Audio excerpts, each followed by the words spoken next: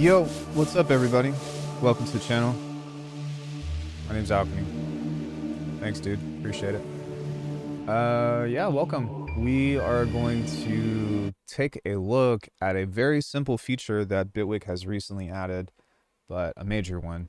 So in the past, with the latest beta, wait, is it Shift Control A? Shift Command A? Yeah, with the latest beta, there was this plus button that was on here. Control Shift A? Shift A? Shift Command A? I don't remember what the keyboard shortcut for this is, but there was this drop-down menu here that did not allow for automation. But now, as you can see, without having to be in the automation mode, we now have the latching. And that's a huge W for me anyways, just because this is how I like to work. And so there's a toggle with this here. I think it's Shift Option A. Yeah, so initially if you have this on here, then this is where you go into your automation or whatever, but they actually regressed this and gave us the option to just do automation from this. So dude, thanks Bitwig. I have a feeling that they probably watched my stream and was like this.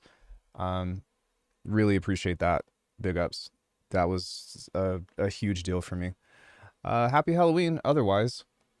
That's pretty much the only major thing that I think Bitwig added, but we do have a change log on here. Bitwig.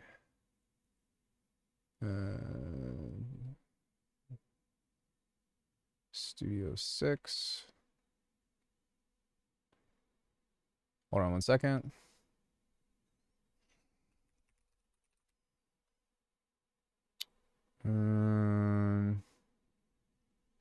Count info. Change log. All right, let's see what we got going on here. So that was the big one. Unfolded automation lanes. Flying automation lane is what they call it.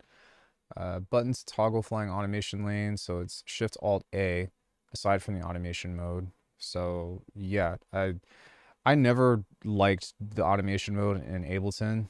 And so it's really nice that this is now just a thing. There's also this, which I think is interesting. Group tracks have now improved. A summary of the child's track contents is visible on the group/lane slot. Audio clips placed on the group lane slot will override the group track's master output for the duration of the clip. You can select meta clips or make a time selection in the group lane, bounce in place to capture the group output without altering the children. So that means that you can like, oh, could you not, you could do that in 5. So maybe they just brought this back. The meta clips are selected. The editing functions are applied to the child tracks clips.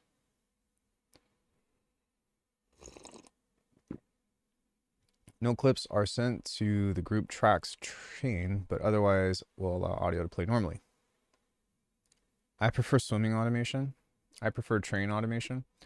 Interactive meta clips are shown on the group track. They are placed into blocks where the child clips line up. Their header color is a blend of the present child clips relative to their length.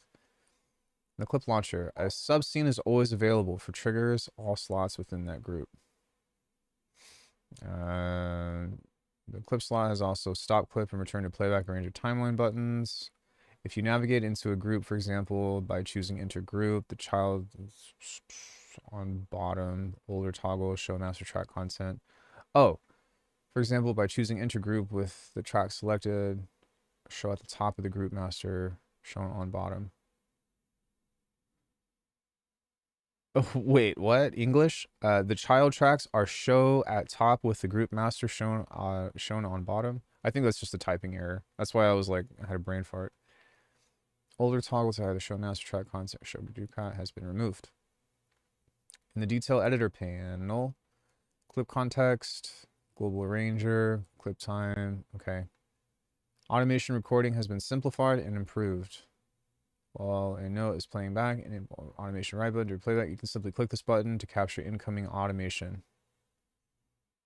Okay. Automation is automatically recorded when using the knife and eraser tools. Both tools zoom and pan. Hey, Aro, what's up? Clips pattern chooser menu now shows current pattern. There's now a window option center to transport display on by default.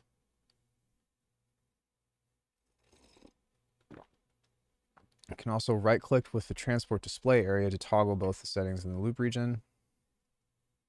Clips now have a signature override parameter again. I think somebody had a complaint about this with not being able to change the time signature, so that's nice that that came back. Bounce in place works with delay compensation. Oh, sorry. Bounce in place with delay compensation no longer results in bad playback timing. Paste as alias works again. Fixed an issue where projects couldn't be saved after undoing a device swap. Fixed bad mouse interaction on knobs and integer controls. Copying automation between lanes no longer loses spread values. Works on arranger again when playback is active. Solo's targeted clip. Okay. Now shows the correct active step even when on hold mode. Average. Grid modules no longer reset directly at 0 when on polyphonic. More automation fixes. Recording launcher clips. Double clicking on a arranger clip in track on a hybrid now respects the previous setting. Yeah, she's outside barking at somebody. Operations on a multi-selection of alias clips are no longer repeated for each instance. Time display, duplicating, copy paste works again when layering, editing with clip context. Multiple arranger clips and track context no longer disappear. Some of them dragging. It is no longer possible to drag a timeless session left to bar 1 repeat in the arranger. It is possible to scroll to negative time in the detail. Arranger overdub files can be opened again by dragging them into the app. Comping colors pop again. Overdubbing no longer leaves comping in a weird state. No longer fixed GUI. Performance regression when zooming. Audio input level is shown again. Various playback issues.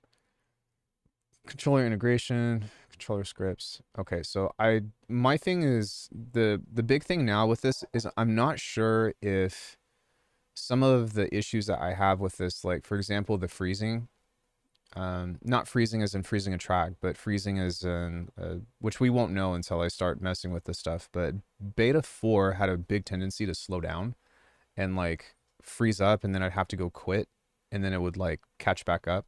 So I don't know. This is a track that I started on Wednesday, so I'll put some work into this and see what's going on. Hey, what's up, dude? And but yeah, I think this is the big win for me is having this back, because now you know what this is for someone like me is having the automation control again, right? So if I do something like, let's say I clip this and I touch on a parameter and open this up, now within this, it's just there, and then I can just close it. That's yeah, that's my whole sentiment on like, if it isn't broke, don't fix it, you know? But that's one thing that I'm just like, yo, like we just leave that. The new automation is cool for the people that like it, but don't touch it otherwise.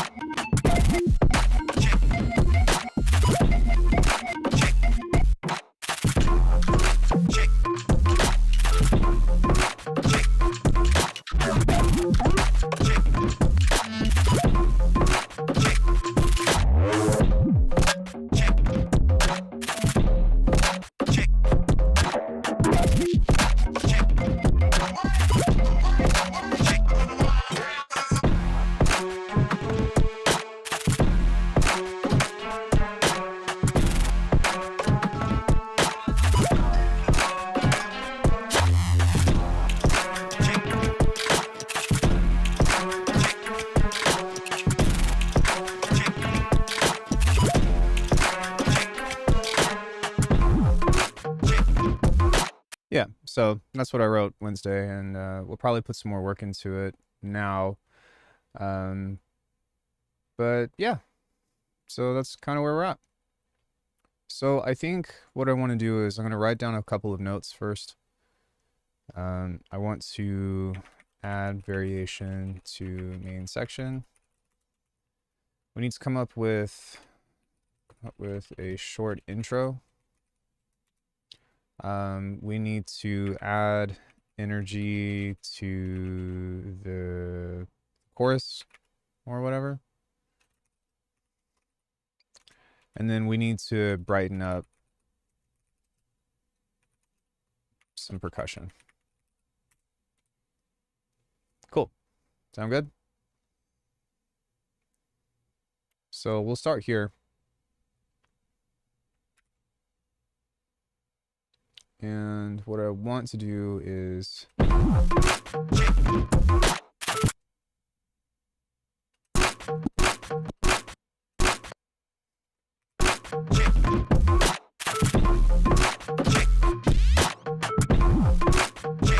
yeah, we're just going to bring this up a little bit.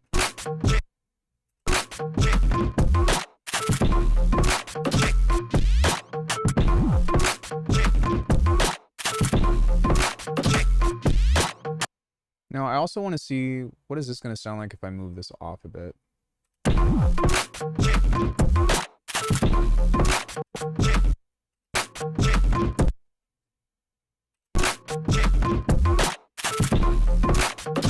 Nah, it's fine. It's fine where it is. Okay, so there's that. Now, I also want to fix this. So this is in like mono.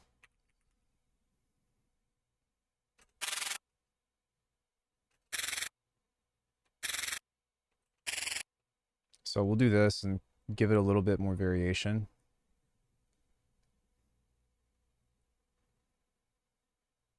And instead of it just being the same place every time, or yeah.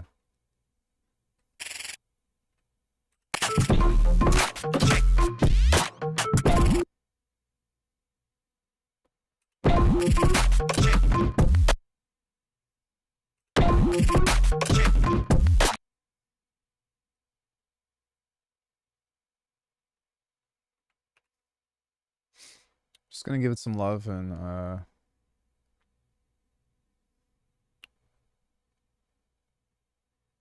can I click here? Maybe? Okay, so one thing that I would like from this is this should always be on, personally. I think there should always be a line through this.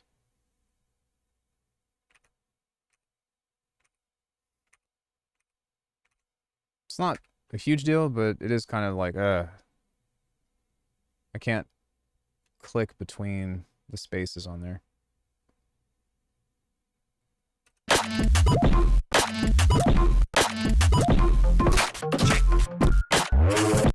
It's actually pretty cool. I'm going to join this and bounce this. I'm going to make this louder, and I want this to scroll up, so...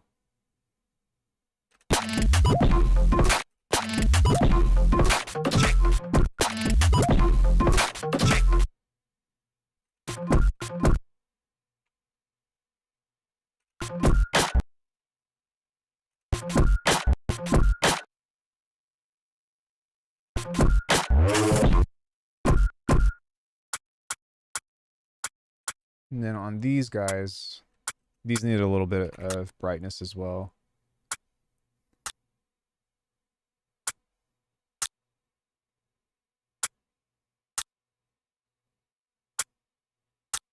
I don't know. I can't even read that name, to be honest. That's why I was just like, hi.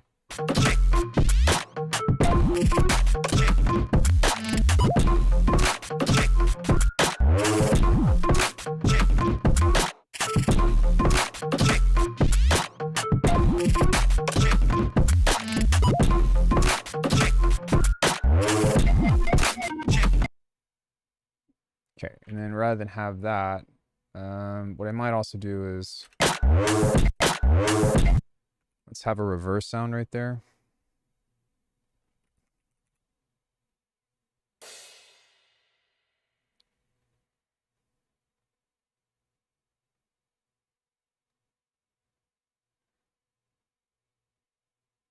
Oh, I forgot too, if you don't want to use the shortcut, you can use this to change the automation behavior based off of this. So yeah, it does seem like beta 5 within this. I can't select It's not letting me select within the individual clip unless if I hit the 2 button, but I know that's a bug, so it's not that big of a deal, but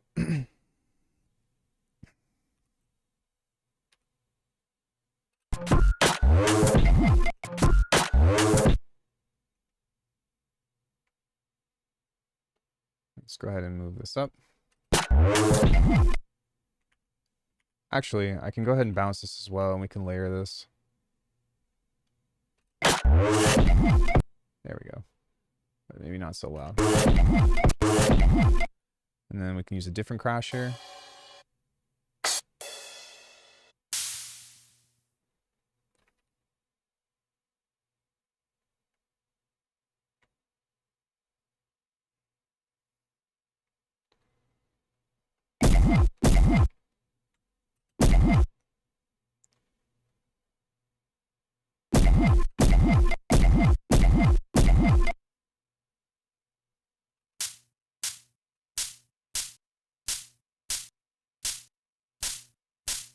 I'm gonna grab the kick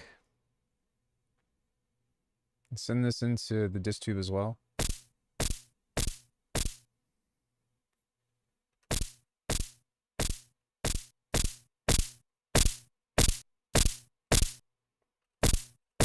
Just kind of helps create a nice little impact.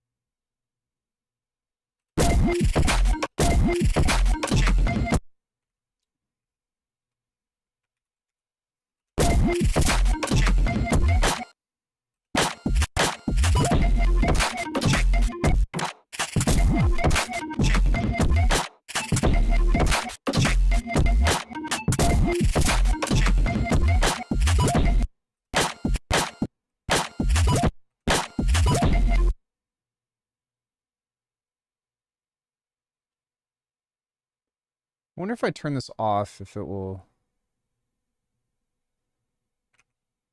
Yeah, that's annoying. Working the DAW right now, and Diva is being a memory hog. Diva is always a memory hog.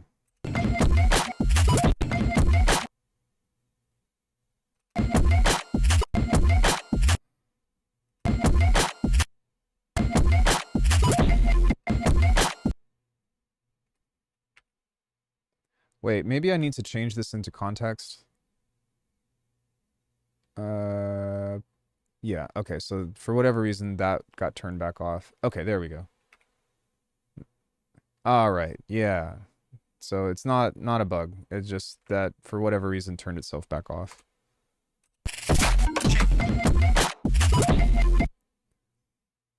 Am I planning on doing a Bitwig 6 video once the official release drops?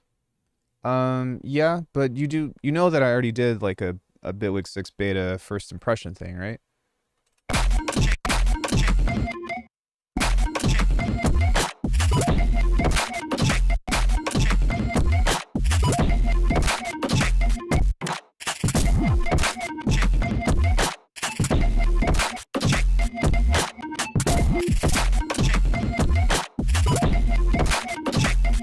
I mean, the big one, well, through the changelog itself, I didn't really notice anything too big other than the regression back to being able to control automation through this. Like, that was a big win.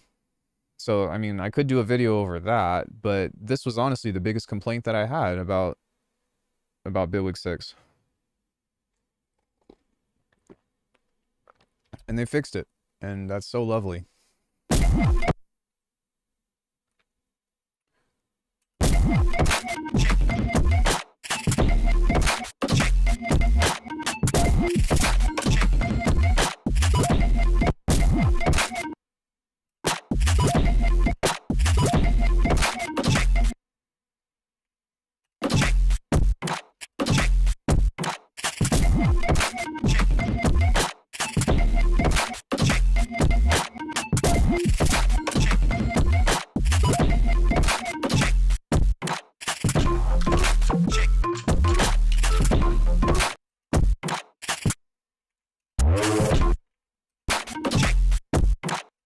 We need a sound right there.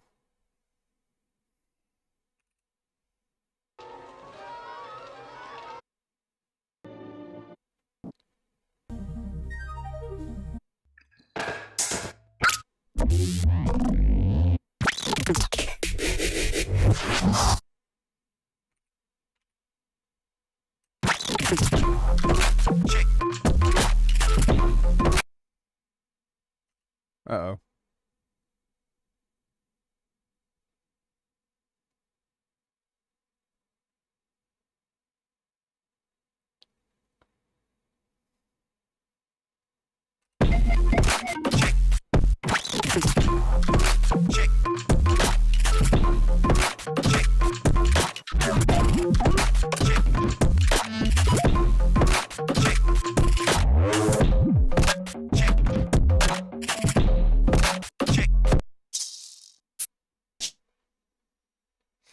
Let's add a shaker right here.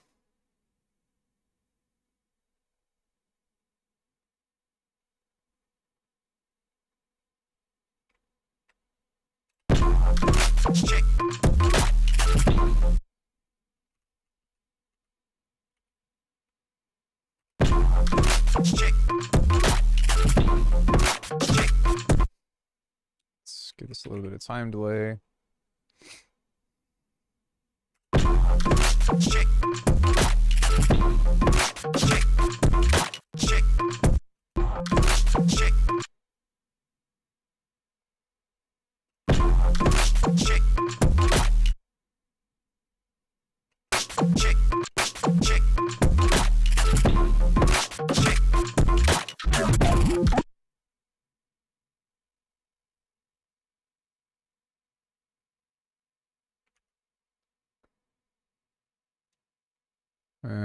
And then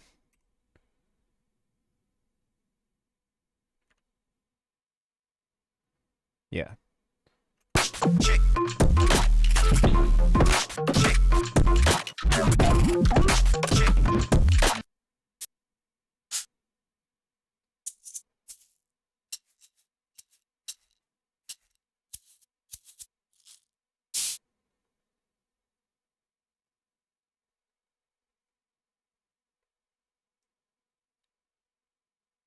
Kind of just a slow shaker on this.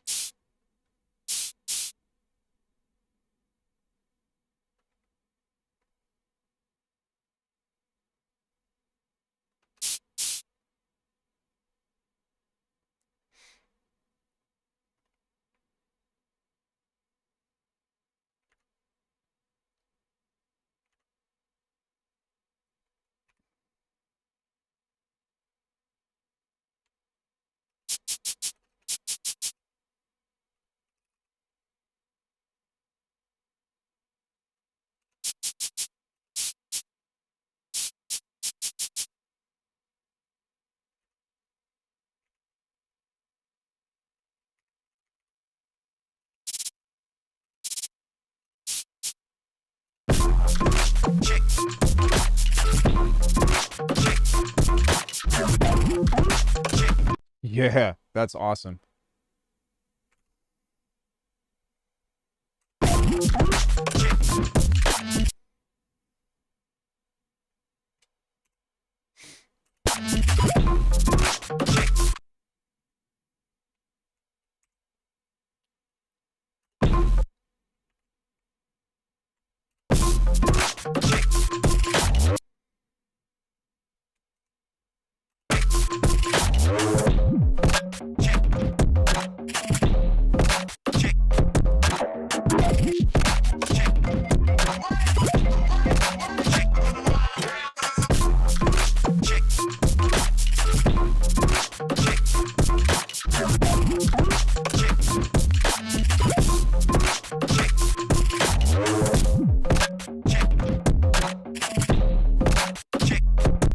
Nice.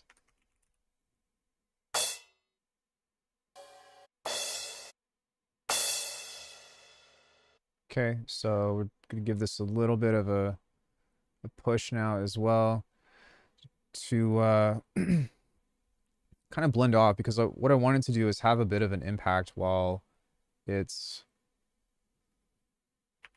like we're building the energy right here, and then I want to bring it back.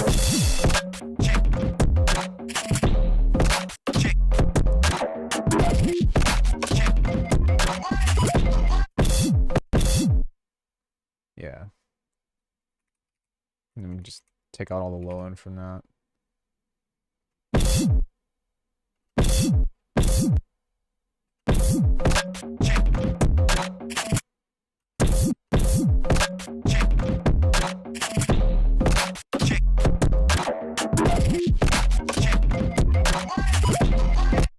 Okay, really like that. So I'm gonna bring this down though.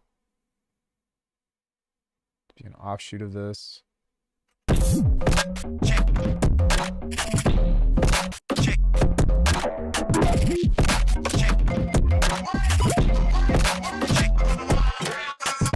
And I want this to be a little bit more.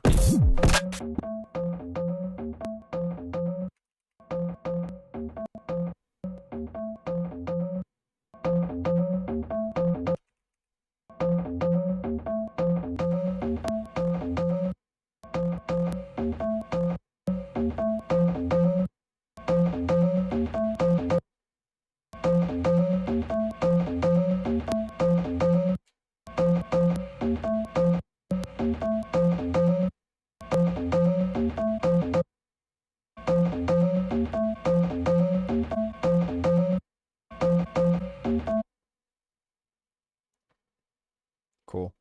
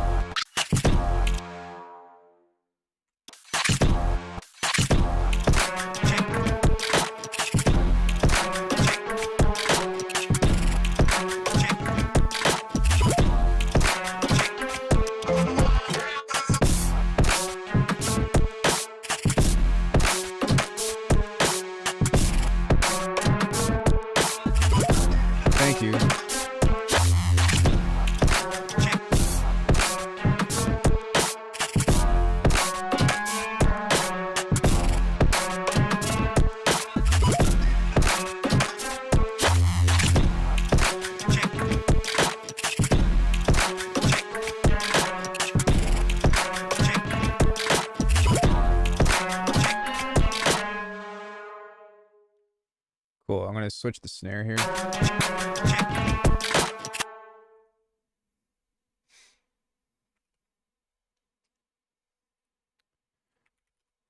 No, I would not give myself that title. I mean, because everything is a bite off of the people that I admire.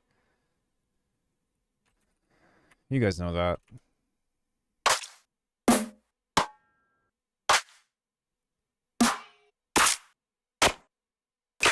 Okay, what would I want this to be? Probably a rim shot.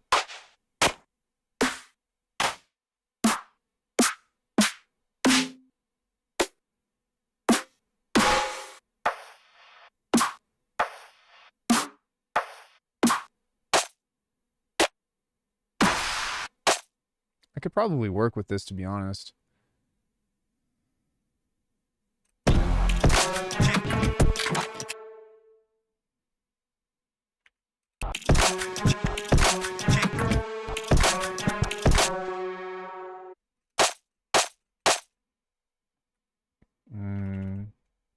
This is like the best rim shot tool ever.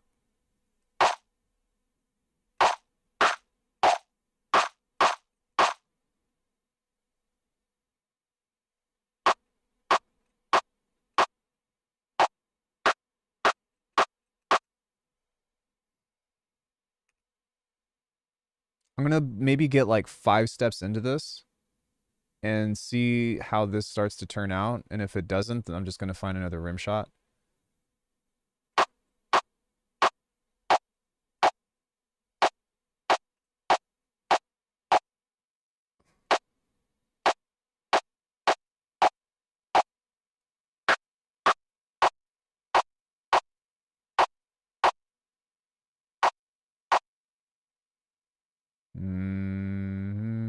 Needs to be shorter.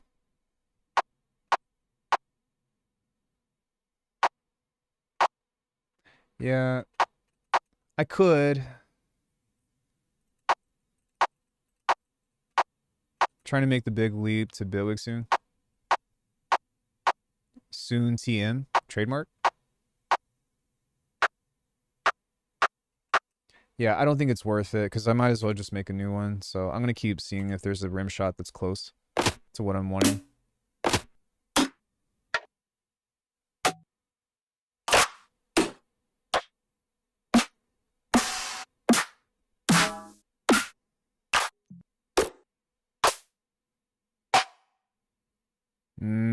This is closer.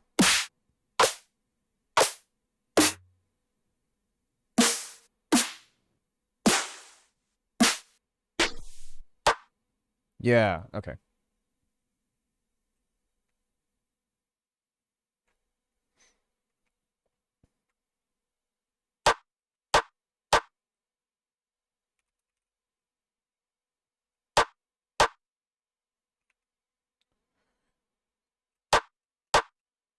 I mean, when Bitwig is working the way it's supposed to, it's the best.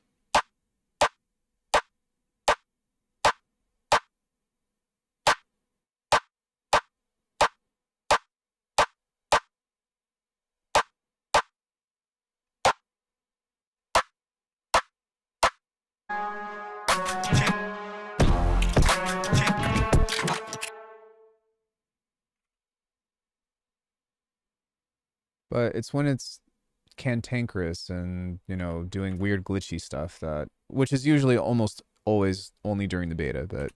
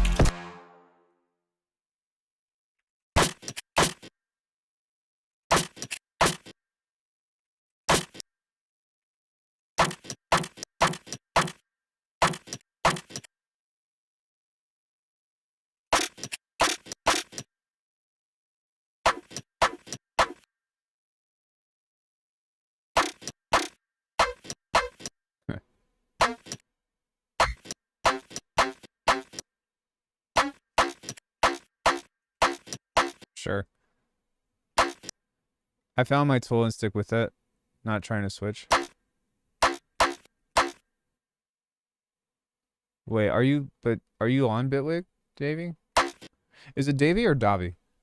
Because I know people that go by both.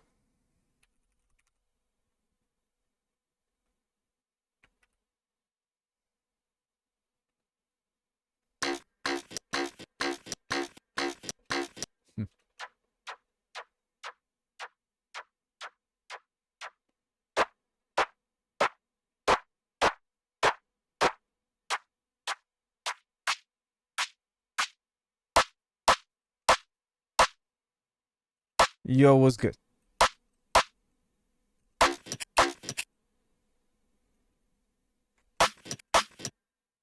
Oh, Reaper.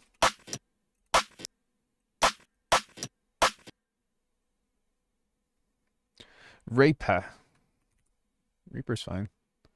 It's not my cup of tea, but I do understand why people like it.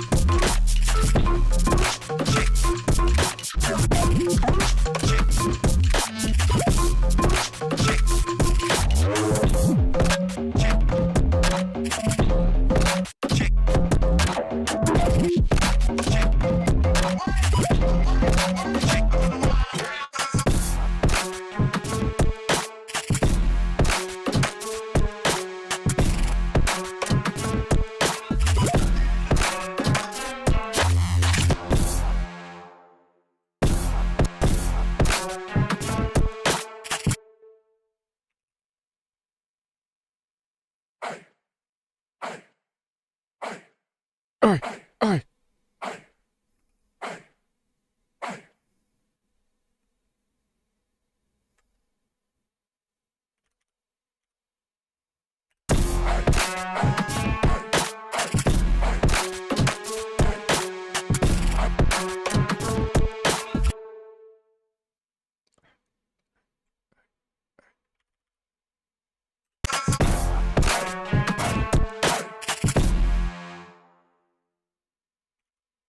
My mom loves to say she can't learn. It's just effing bull. Yeah, I mean, I did a lesson with a guy today. I think he's 75.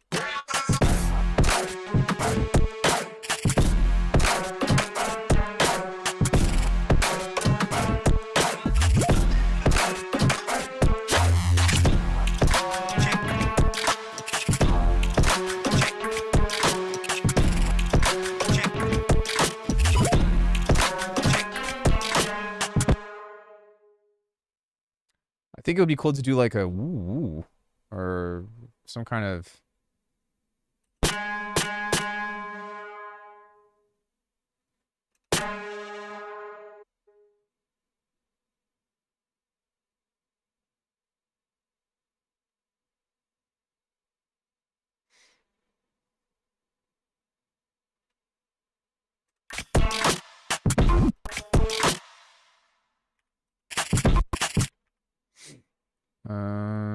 Where's my sub? Where's my sub? Here it is.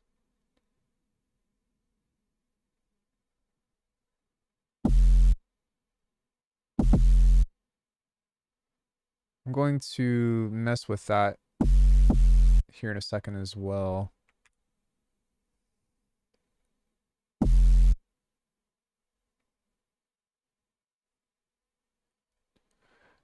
So I think we need to go...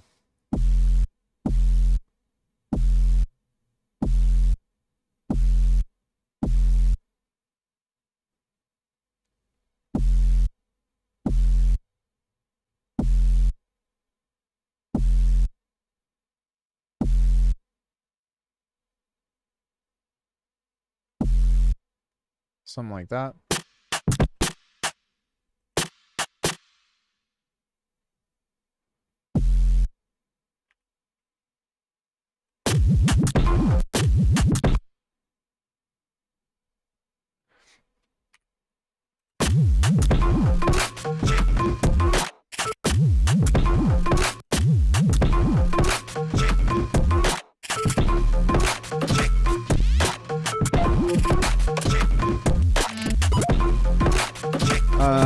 With glitchy stuff?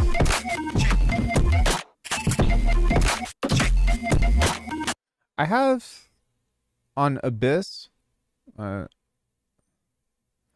well, for my drums, both Insidium and Abyss. But for like techie stuff, like if you just want like loops that you can cut up, I would go for the Abyss pack. So I have this thing under Alckemy loops. They're not quantized, but they're just a bunch of like random percussive stuff. Stuff like this.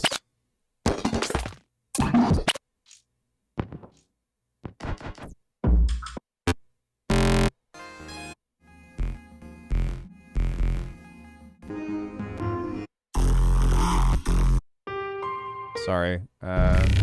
Sorry. Alckemy perk loops. Alckemy perks and loops. There we go. This is what you're looking for. I'm pretty sure that this is an Abyss. Assuming that this loads. Thanks, Amazon. I appreciate it. Oh, come on. Every time somebody asks me about a sales stuff, something like this shit happens. Yeah, so things like this.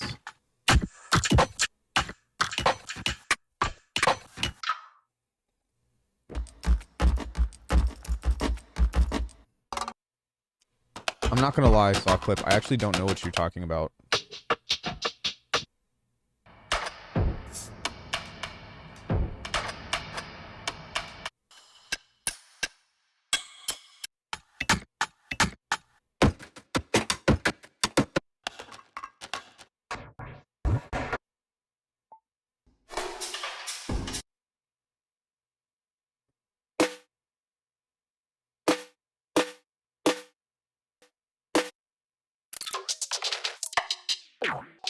Yeah, so shit like this. So yeah, this is an Abyss. I'm pretty sure. Yeah. And Abyss is 20 bucks.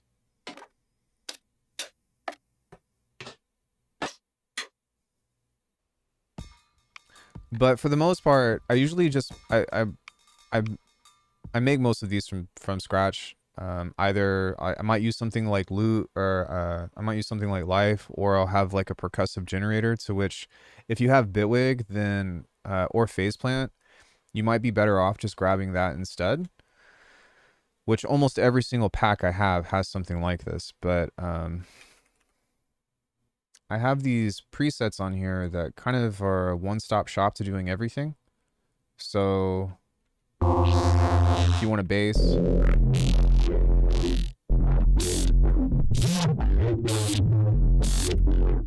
change tracks before and layered multi-track MIDI editing, I think you can. I think that was always a thing. So I think what you're talking about is this. So if we go to toggle automation, previous editing control, No. Yeah, if you go to the track here, like this, there should be, sorry, it's on Bitwig 6, so I apologize. But you can look at all of these, and then there's a layering thing. Oh, here it is. Wait. There we go. So you can see both of that if you want to, and then you can toggle between what you want to look at while you're doing this.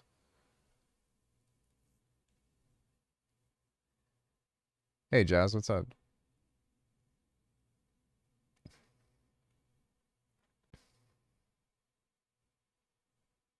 I never use this, but it is a thing to where you can see both. And then there should be a thing to where you can toggle. Yeah, here you go. And then the multi-track editing thing is also here to where if you also cycle this on, sorry. You can kind of see everything at a glance.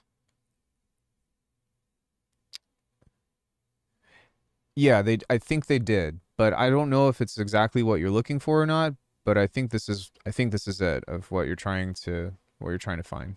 So what I would do honestly is just grab the beta, you know. I do use Bitwig every day, but I also would be the first to admit that I don't know every single thing about it. So, you know, there is that, but aside from that, if I can answer your question, I most certainly will, but I don't know if that's what you're looking for or not.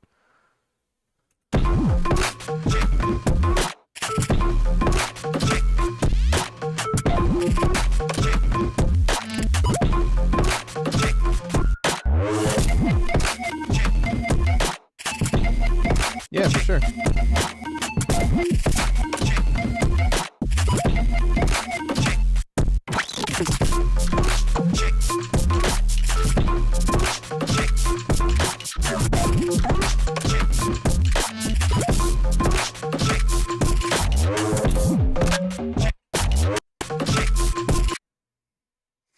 Okay, here I want there to be a little bit more of a space because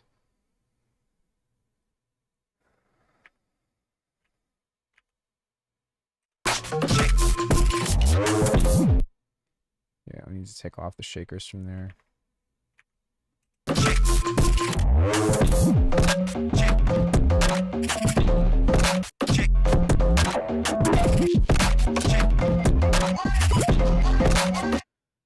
Oh fuck, which one? I've got a few. Probably not. Is it on Unfinished Sorrows?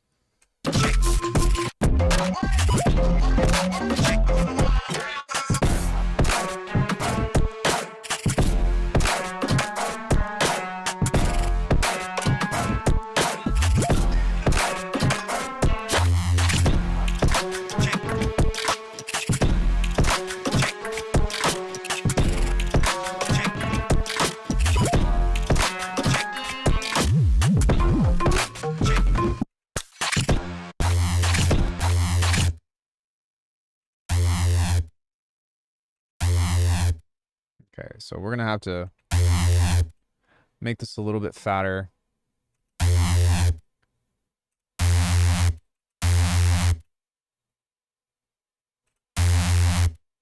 Unfinished Sorrows is let me ask you this, where did you hear it? That would be my first question to you.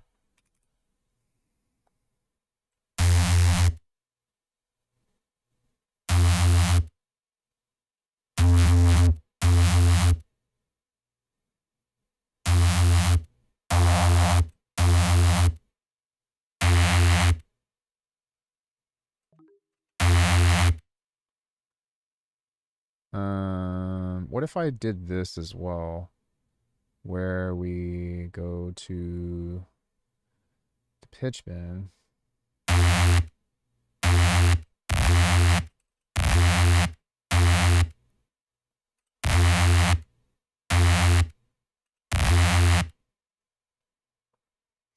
It was one from my How to Make Moody Silent Hill Pat. Okay, no, I did not finish that. Yeah.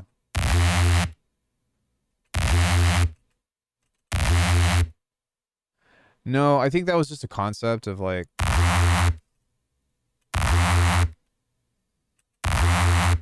Okay, I like that. Although I want this to be a little bit louder and a little bit longer. And I really want like the tearing sound. Do I play games often? Here and there. Like I kind of switch. Like when music is going really slow for me, which is here and there, it's kind of on and off. I do. But I really try to put more time into music and training if possible. I did finish Silk Song though, so that was a really big thing.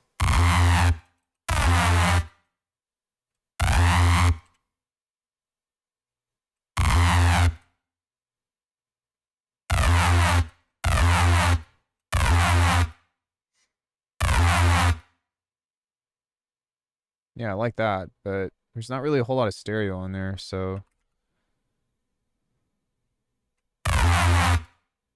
Okay. I'm gonna do just a touch of chorus on this.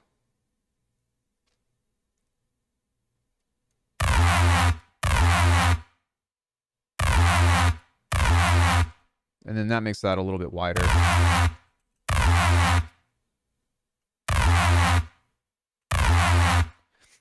I asked because I heard some background music in a video called David Lynch's favorite video game, and it sounds like someone ripped off that song of mine. Really? Can you link me to it? I don't think they did, but...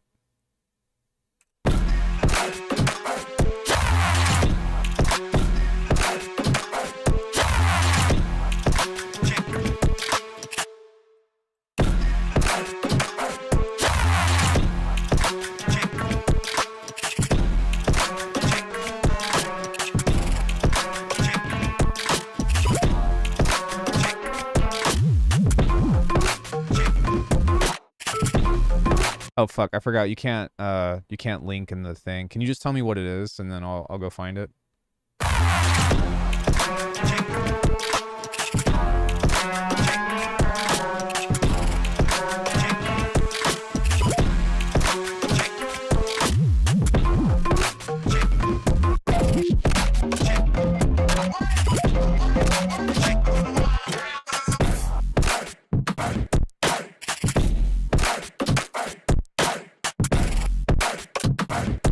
What happened?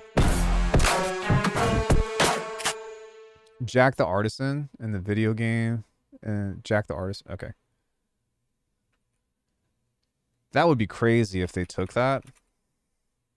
I think the chances of that are super slim, but...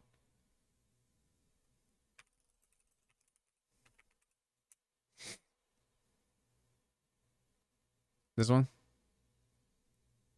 Hey, Tone, why should people come to the AI Advantage Summit November 6th, 7th, and 8th? One of the most famous clips of filmmaker David Lynch is him talking about people who watch films. Though this adventure game is mostly based on the original novel, the visuals are clearly taken from the 1984 film. There was also another Doom for their Welcome to the Third Place ad campaign. In true Lynchian fashion, it basically has nothing to do with the product itself, and feels like elements taken from his previous works, Said like 528 and Twin Peaks, and is kind of a precursor I can't even hear it, to be a lot honest. of the imagery that would later be present in The Return. For a lot of people, this is where David Lynch's adventures in the that's not world me. of gaming end. Similar, yeah, but not me. I can tell by the drums, but it's super quiet.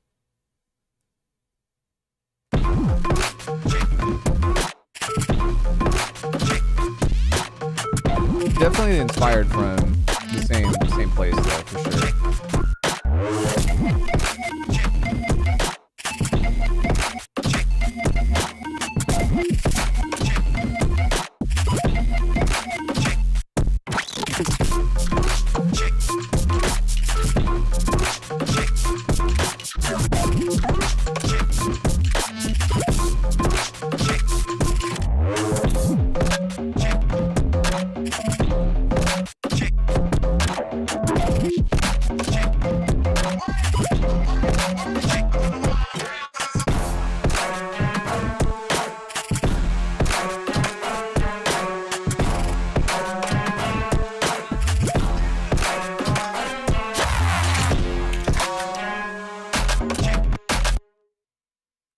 Oh, that's kind of cool, actually. I thought that was the check, though. that I wanted to change. Too many checks in this fucking...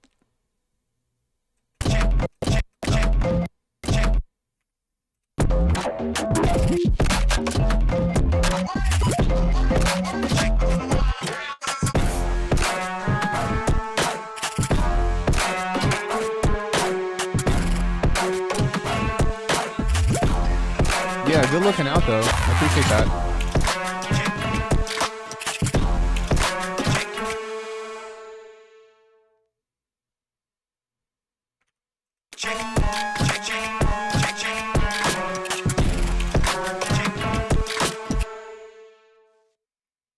We're going to duplicate this here, add some harmonization to it.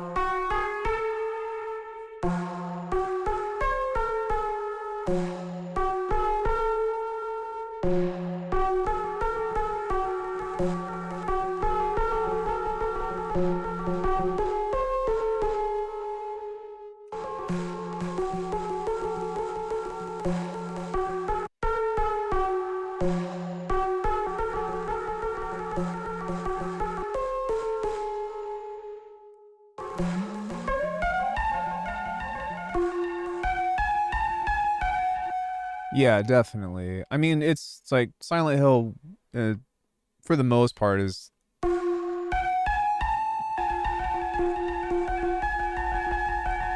mostly trip hop, you know. That's still a bit sharp. Sorry, guys.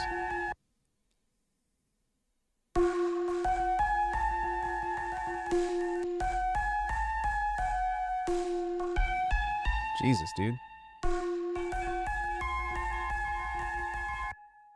Okay, maybe I can bring some of this back with the ring mod.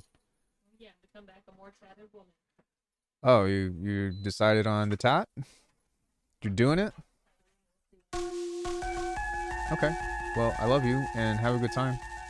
It's me. It's Daddy. Oh God, there's sheer chaos behind me. Oh, get down.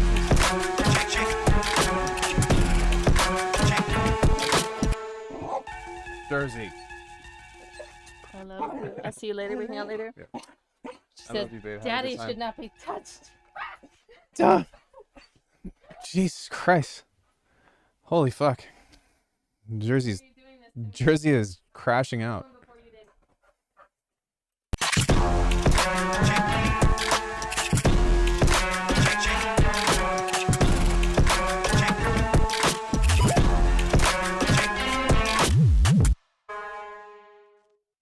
Okay.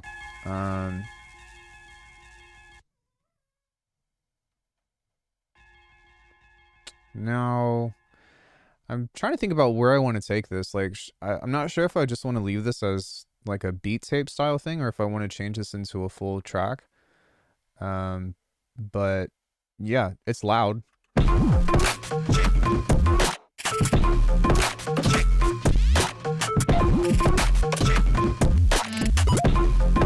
I also like want to add more shit, but I don't want to overproduce it.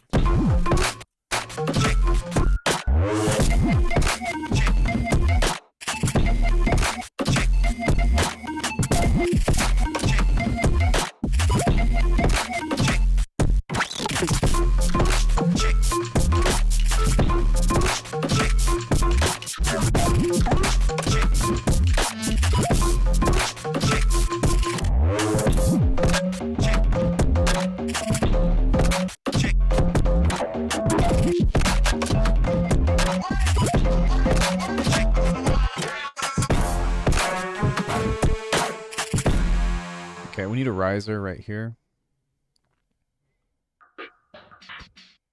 It's a little bit busy, but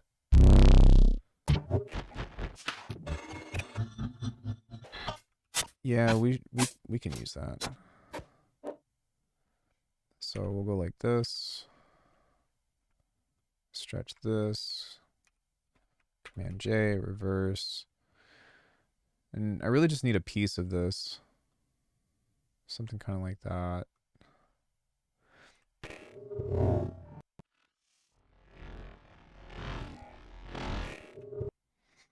Mm-hmm. Transpose. Then we can make this go up by 12.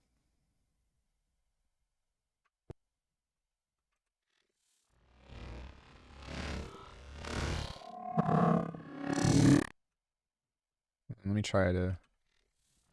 This might get loud, so... Okay.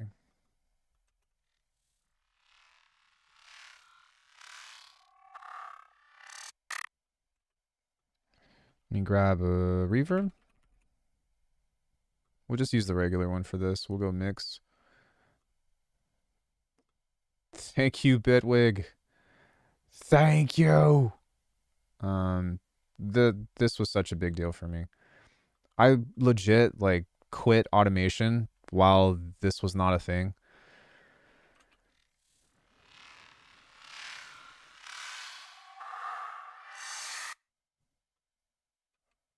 And then we're just going to bump this up a little bit and make this a little more...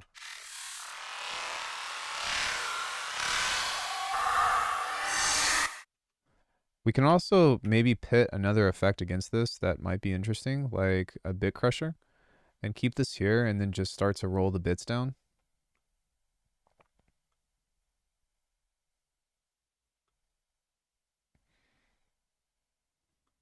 Oh, I don't really want that to stack, but okay, whatever, I'll take it.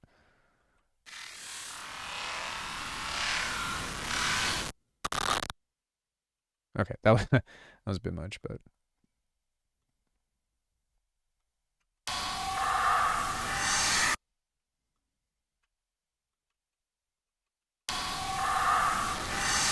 Yeah, nice. So...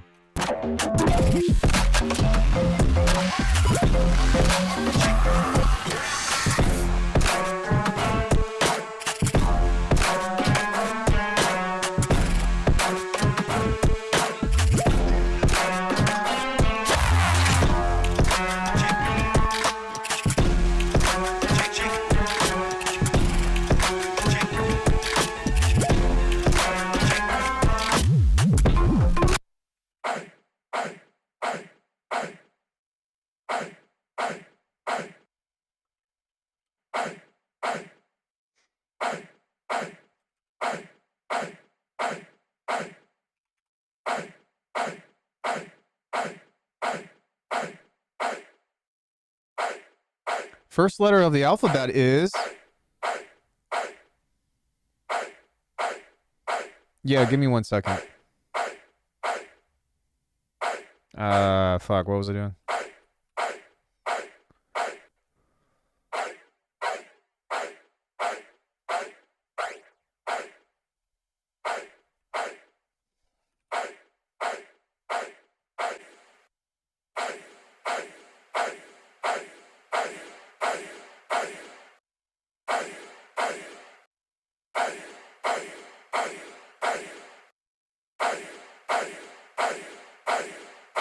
Woes.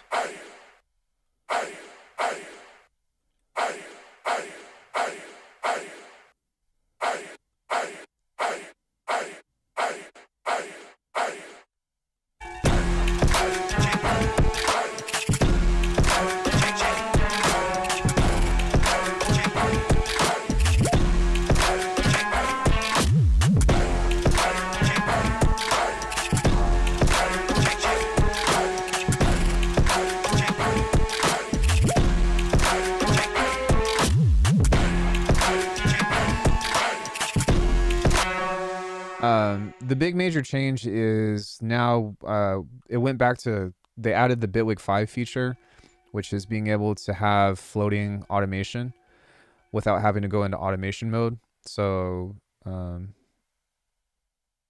latch automation, basically, or whatever if you click on a parameter, it'll latch. You have to activate it by either zooming in up here and turning this on. You can also do Option Shift A. think. Yeah, so that'll toggle that. But I'm gonna make a template after I'm done with this track and then just leave that there.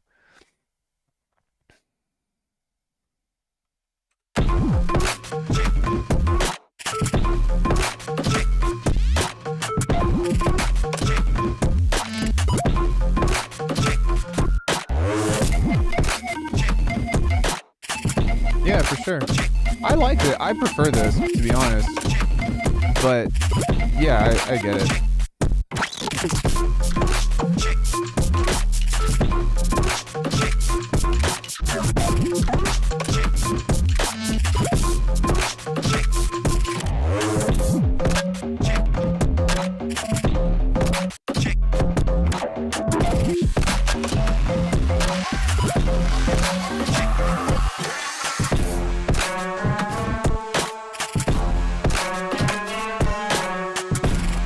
Right. I think it's also because I have a major glare right now through my monitor.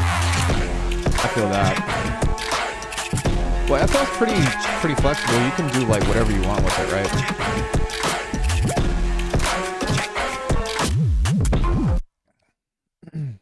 do do do do do do do. Okay, what comes after this?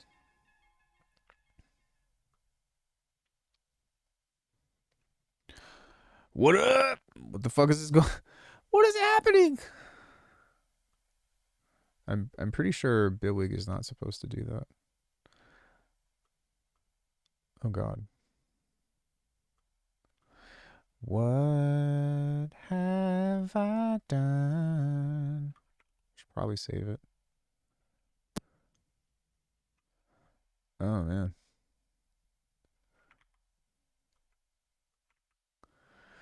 Oh god. What is this?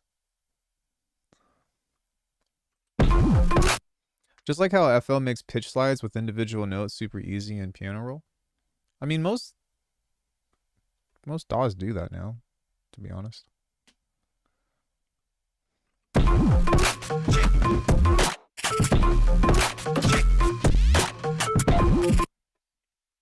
Need a crash.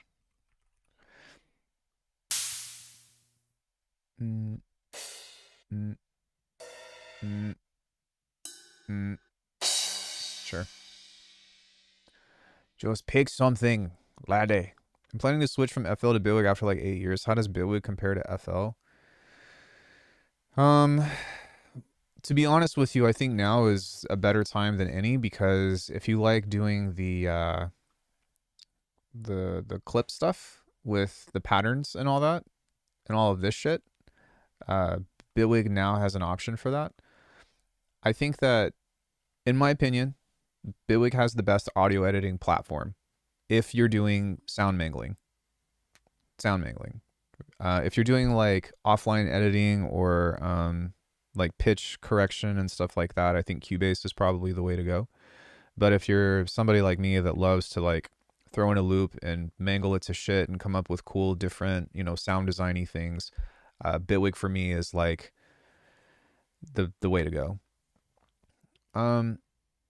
You do lose a lot of really cool first party plugins compared to FL. Like, I do think that FL has probably the better piano roll of most DAWs.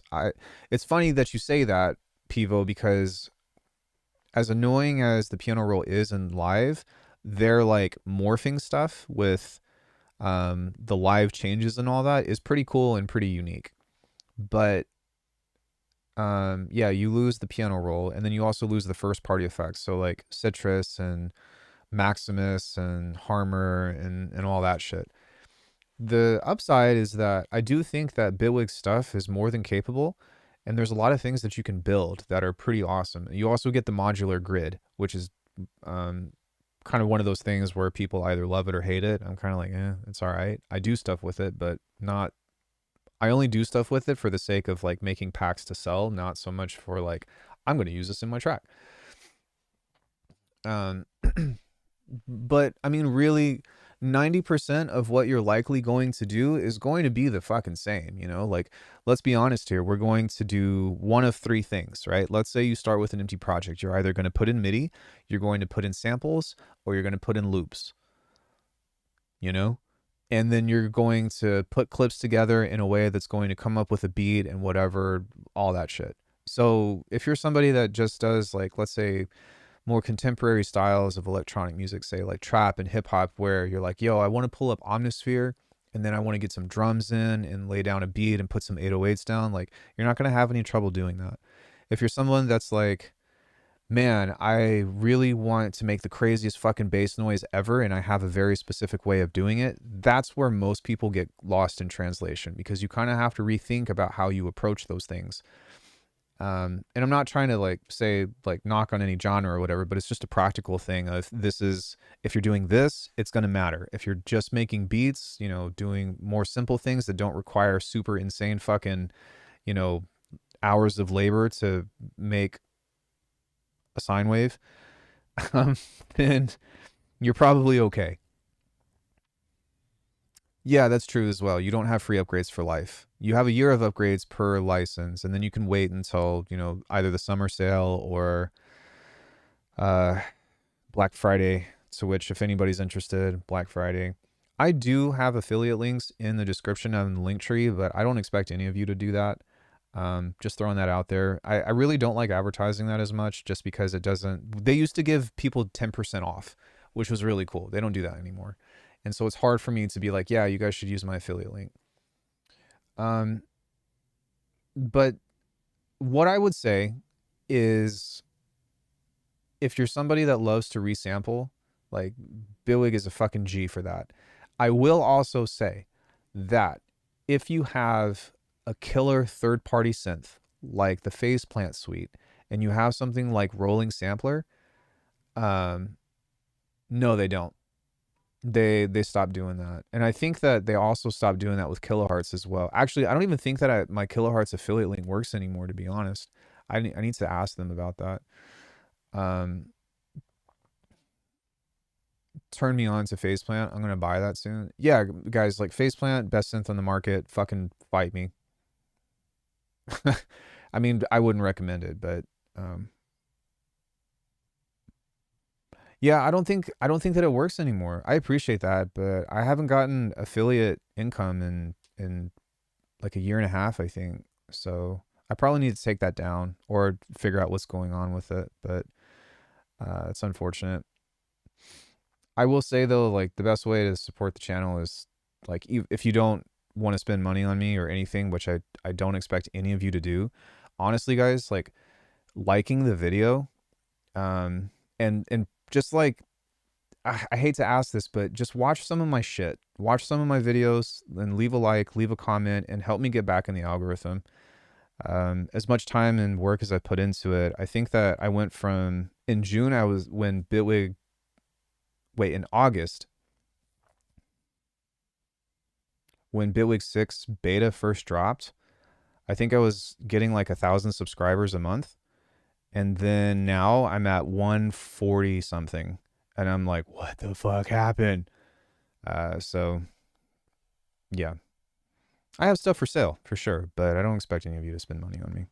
I know that this economy fucking sucks. And even though I need to figure out some means of income, I'm pretty realistic, you know.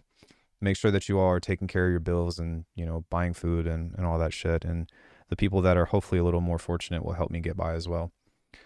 That being said, oh yeah, I'm gonna work on this some more.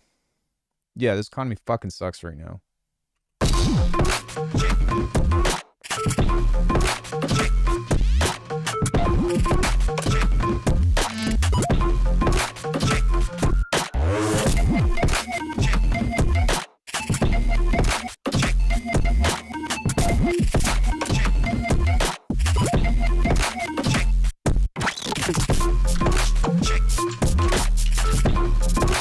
Hey, Solo Bite, what's up?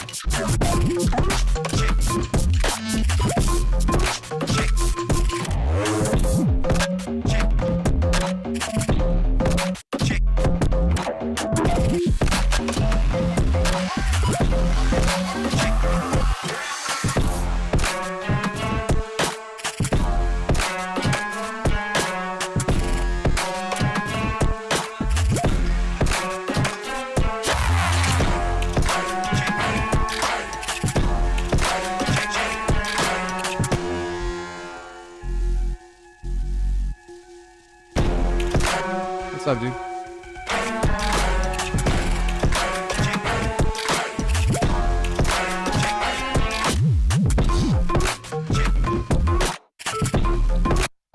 They had a regression for automation to where now, before it was just the plus sign, but they went back to the latch automation to where, well, they didn't go back. It's toggle now. So if you prefer working this way with automation, then you can touch a parameter and then this will pop up without having to go back into automation mode, which is nice.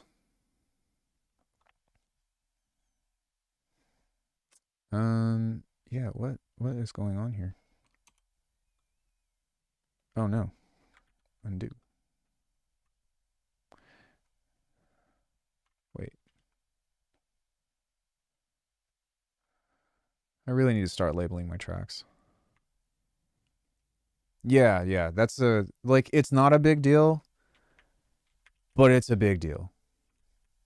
You know what I mean? It's just one of those things that I'm like, why did they ever remove this? This was the best. Like, it's just right there, you know? And I don't know, man. It's what I prefer. So now we need an intro. And what I'd like to do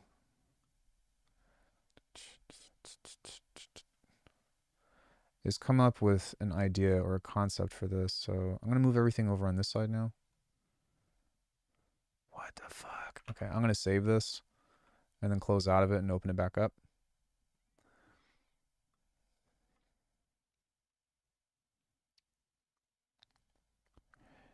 Yeah, yeah, exactly. Did that not move? Wait, what the fuck? Hey, yo, what the fuck? It's fine. And just move this back over here. Bruh. No! Okay, I was going to say I've never seen mine make that patchy gritty look. Well, I mean, it's beta 5, so you know what I mean.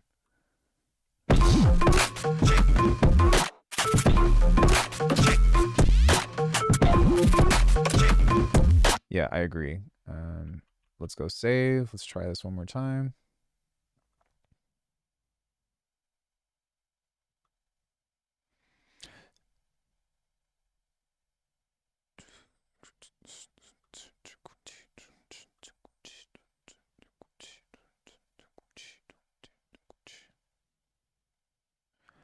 I have a tablet in here somewhere. Here it is. I don't know. Maybe we can start the song with that.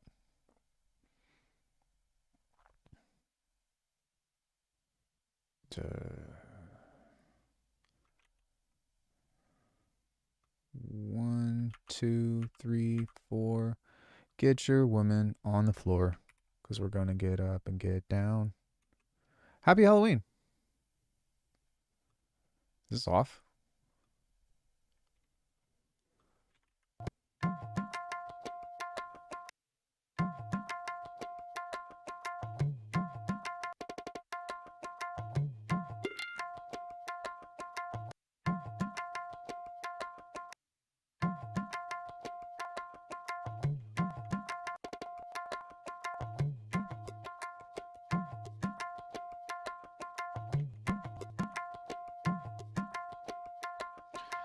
Yes.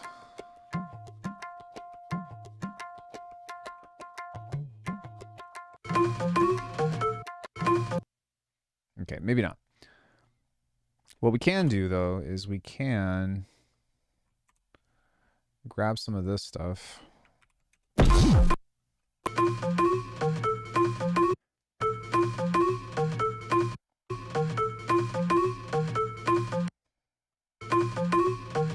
So we have to use Portal today because I have a beta version of Beam that I can't show you all. I'm sorry. That's just the way it is. But what I can do is I can use this in combination with something like Snap Heap and just try to fish for some glitches or something.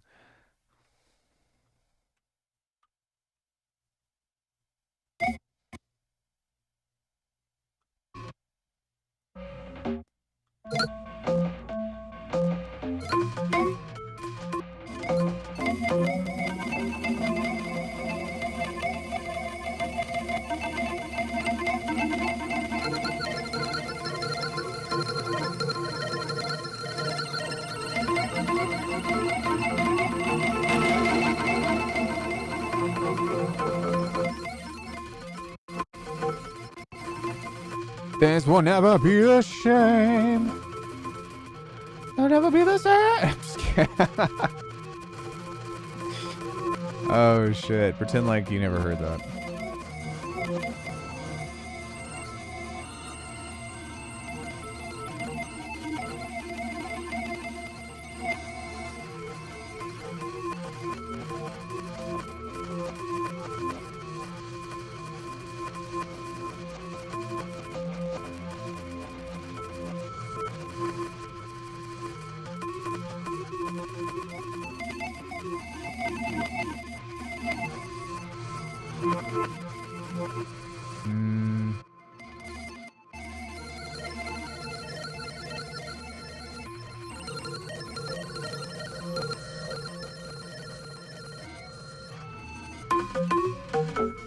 So I'm going to move this over here because I also want to see if I can get reverb on this.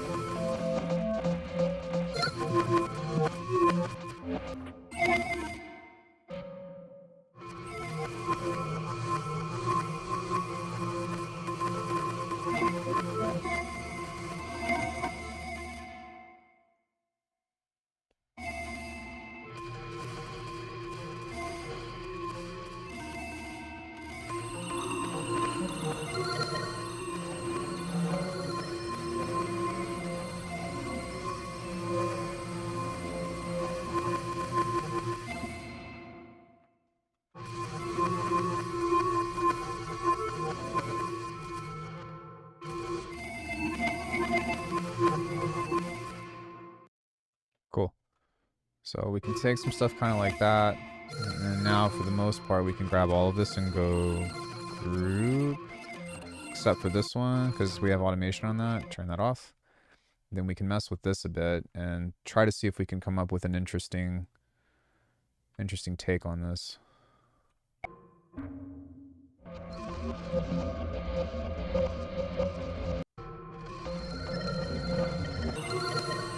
Now, obviously, that stuff is not really usable, but if we stretch this out by 2, then we might be able to start to create some kind of atmosphere over this.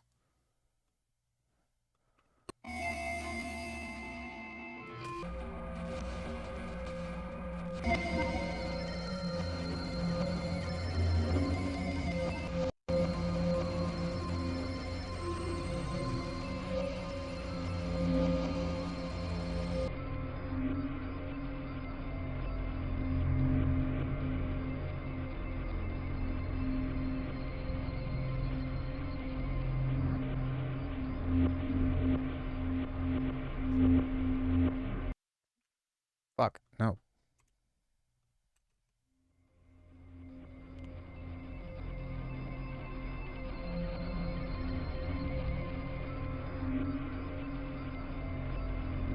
Cool. Okay, so now what we can do is mute this.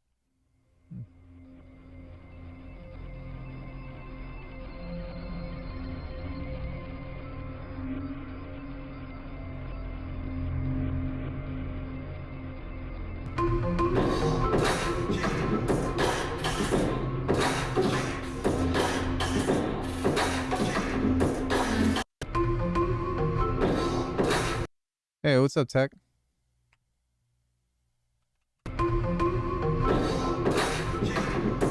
Yes, I do.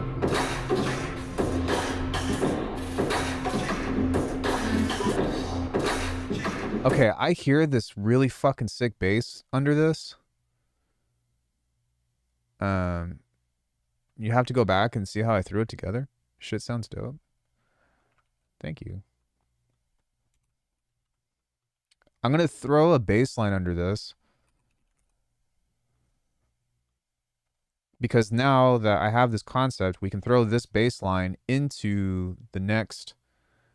Wait, beta 6?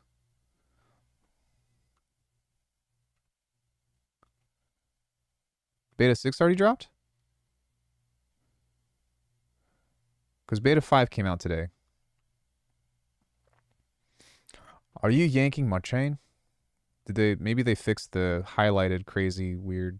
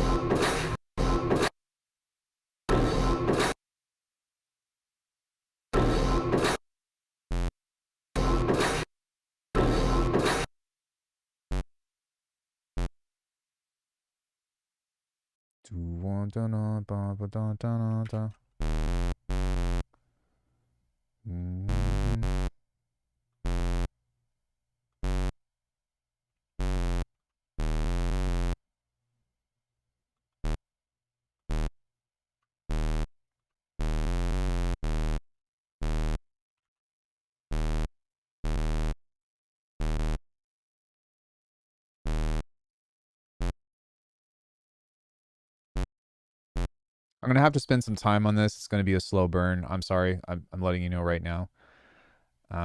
But...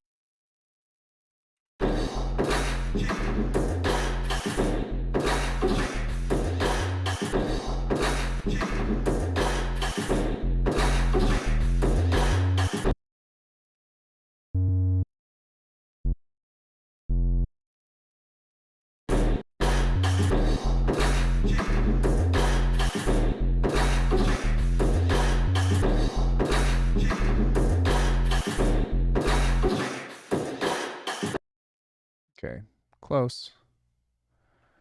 It's close. This is 6 bars.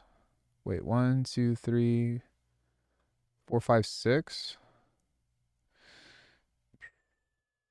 Is this 12 bars?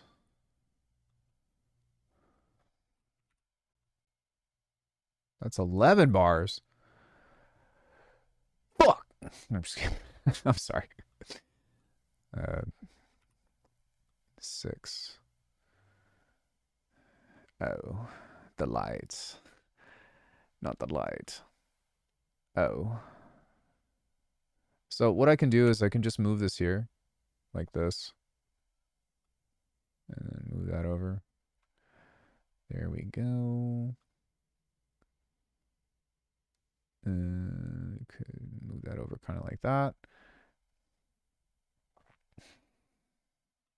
Bam. Bam, son. Bam, bam. And then could move this over like that, maybe.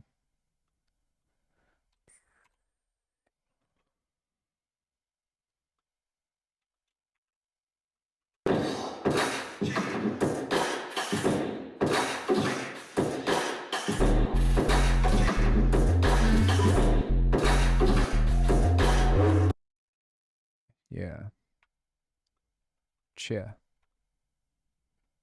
Minus the roar. Roar.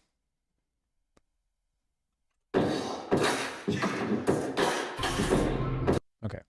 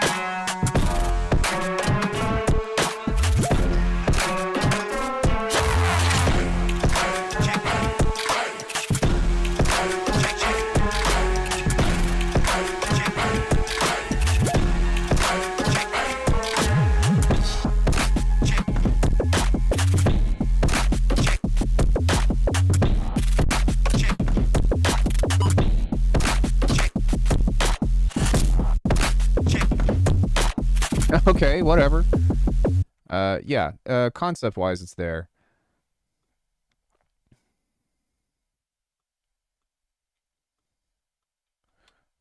Although there needs to be, this needs to match the groove. Hey, the groove. Hey, the man. So we can go back and fuck with this for now. Because it's a little bit too jagged.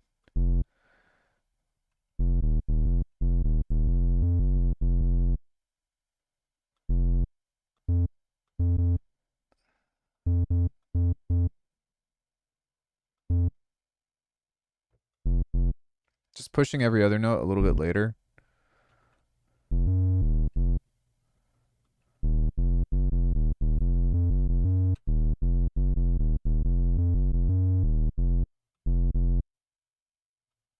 Whoa, fuck, Jesus, Jersey, stop. Fuck, she scares the shit out of me every time she does that.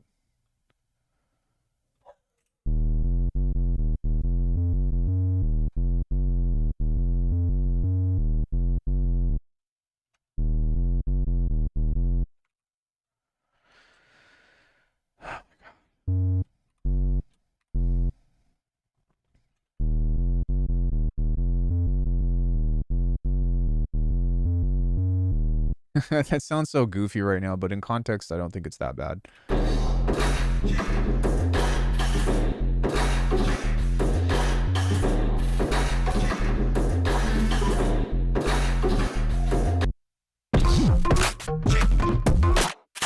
Okay, so maybe this doesn't work for this, for the intro, but I definitely still want to keep this in here.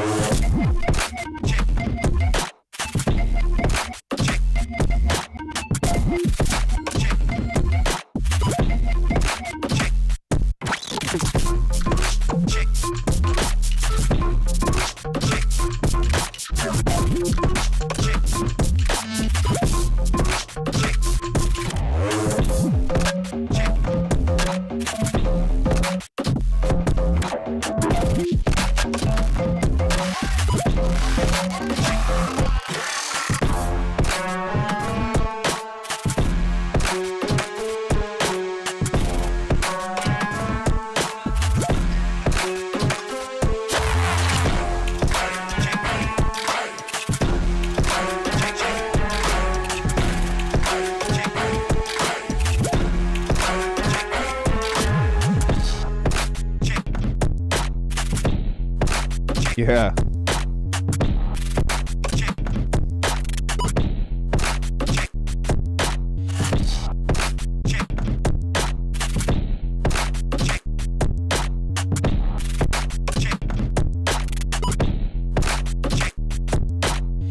That's pretty sick.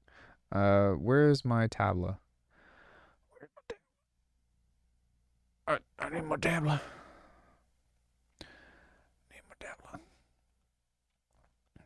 Because I think that this would be a good place to...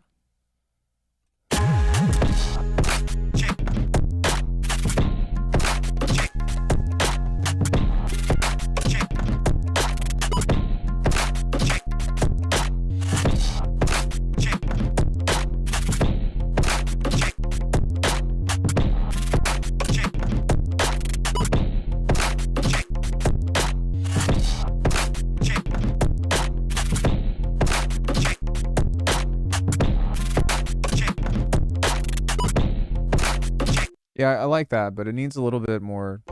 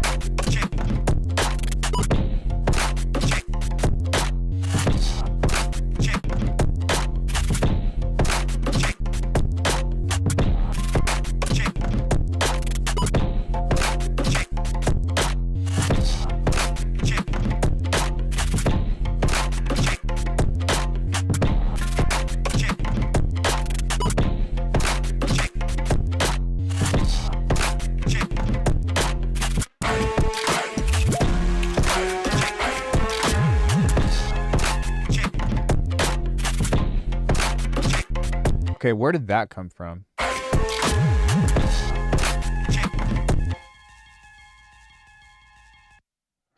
Because that's fucking sick.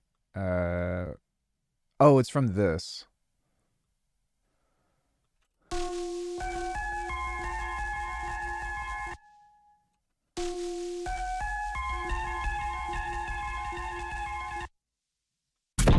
Okay, whatever. We can still take that.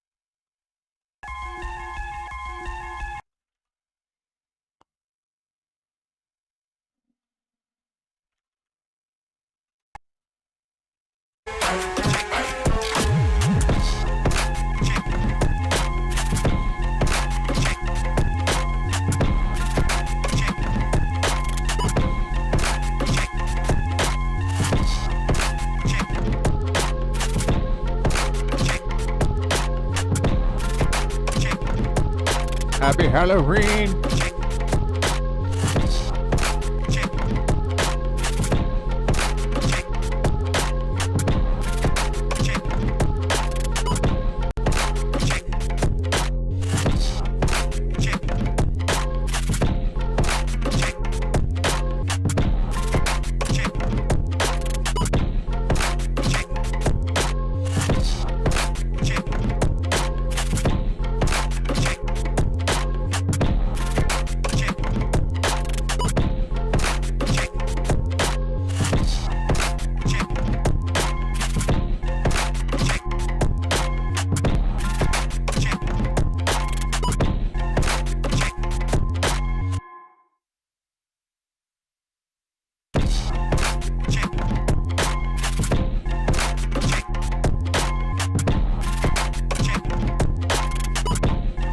Thanks, butter. Okay, cool. So that's at least like another option that we can go into. So now I can go back and work on this. We'll take away the base off of this. And then we can go back into this. And slowly move this in. Slowly.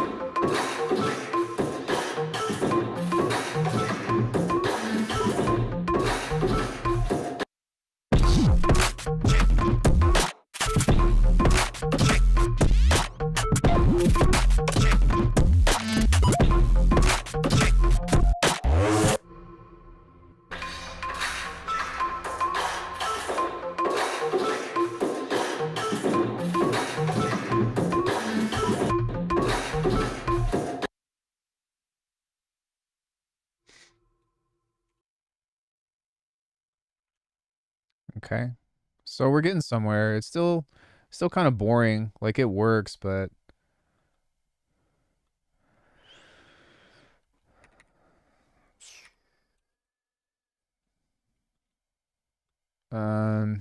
it's something, you know. Jamo. Jamo. Jamo. Jamo. Sorry, since we're waiting, if anybody likes these sounds, alchemy.com. Book a lesson with me. I'll teach you everything I know.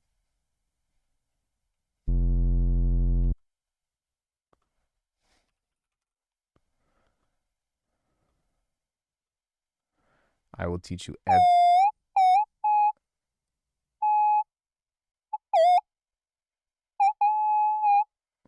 Sorry.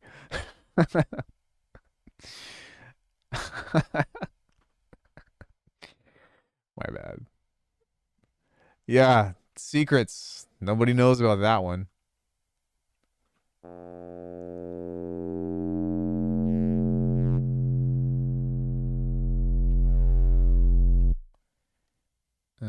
I want this to be a little bit more.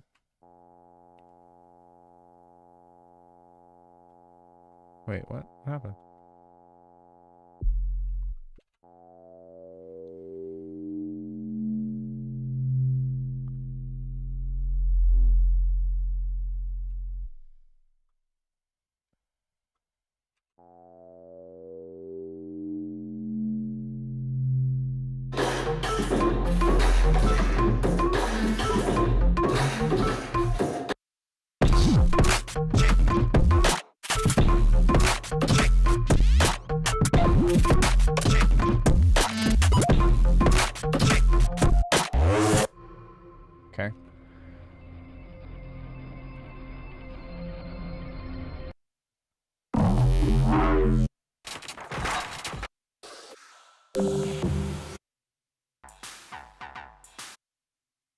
come on, yeah.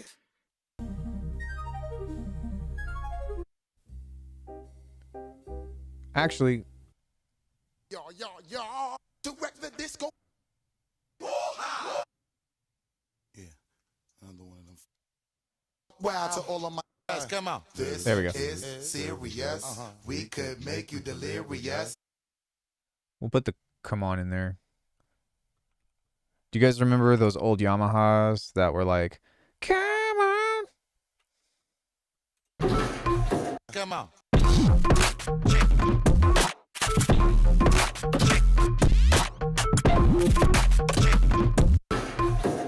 Come on. Come on. Come on. Come on. Come on. Yeah. Yeah. Come on.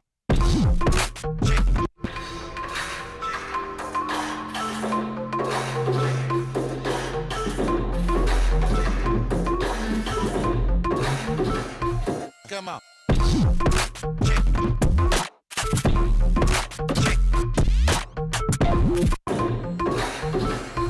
Come on.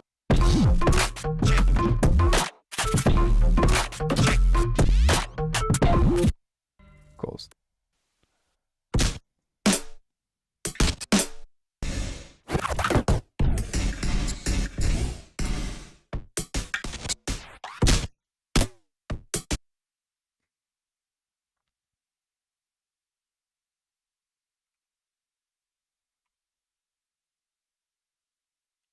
Come on.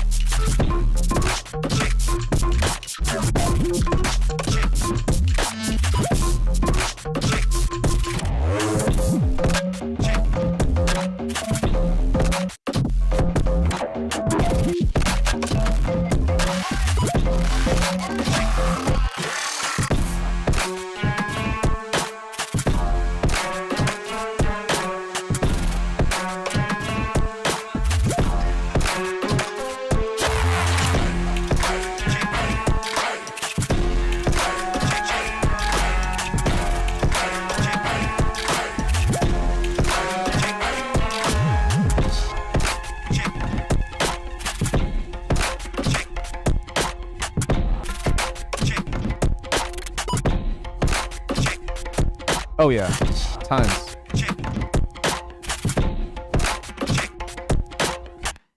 Tons and tons and tons of work.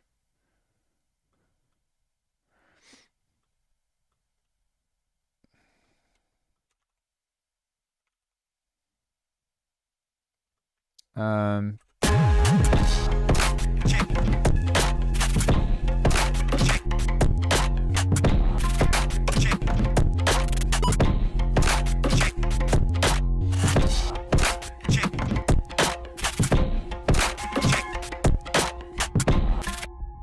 I can like, can't even hear that. Oh no! Fuck! Speaking of, why did you say that?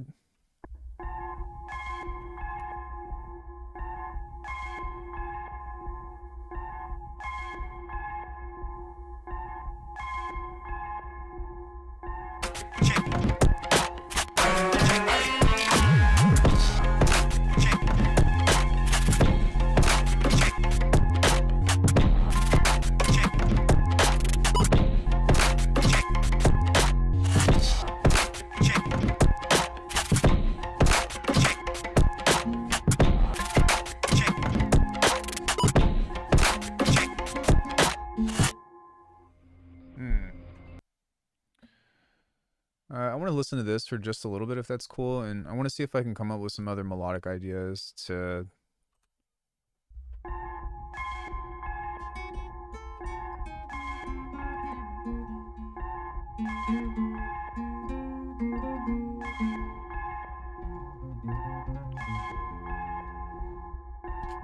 Yeah, like some stuff like that would be cool.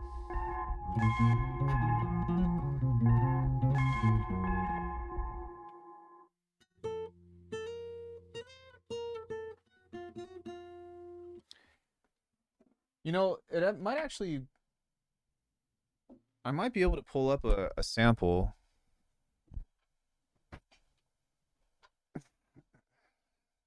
Just don't tell anybody.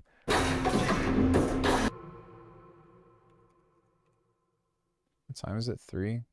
Cool. I got like 2 hours. I got like 2 hours. Nice. I'm just kidding. We need to find Blasphemous 2. Great game, by the way. You should totally play it if you get the chance. Blasphemous. That's funny.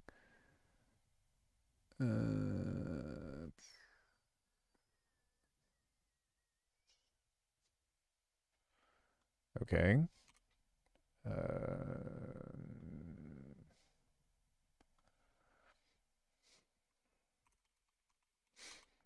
Do do do do do do. It is. Yo. What's up, dude? Blasphemous 2. Here it is. Bajo las olas. That word. Show and finder.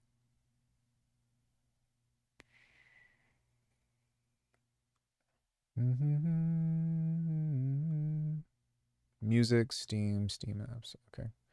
What I'm going to do is see if I can do that. That worked. Nice.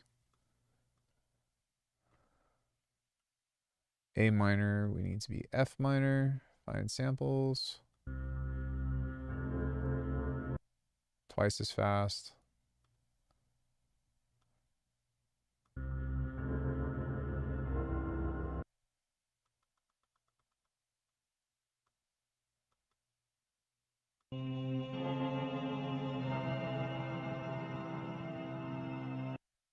So like here.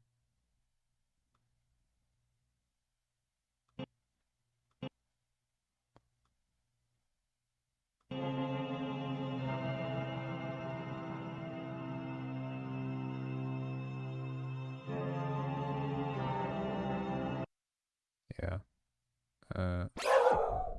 Jesus Christ, dude. Okay. I wanted to do that as well. I forgot because I wanted some scratches over this.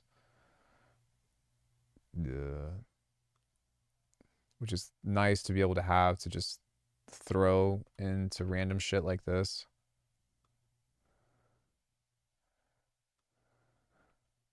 I can turn that up. Turn me up, up, up, up. Booty doody doody dee doody dee doody doo. Anyone? Turn me up. Turn me down.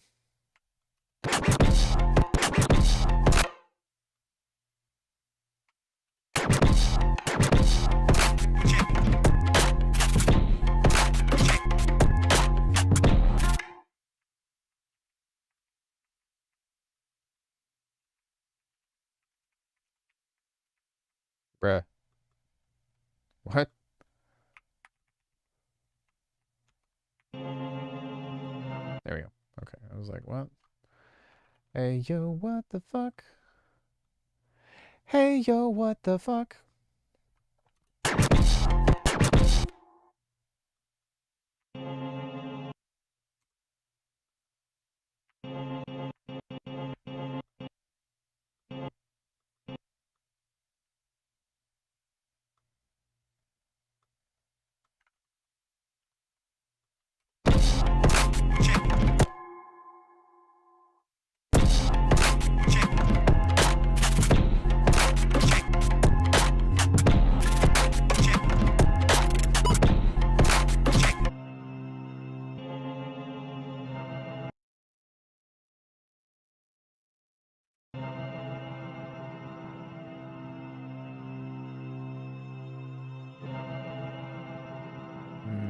maybe a different chop.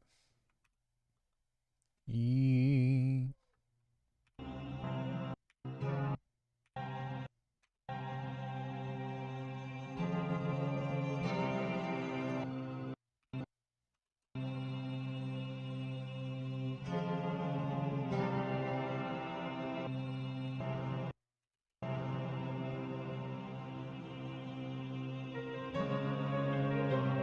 There we go.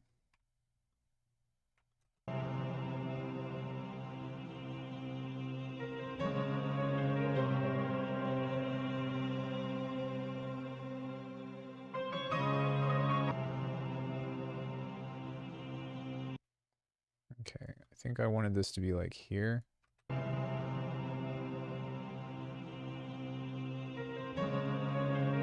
Yeah.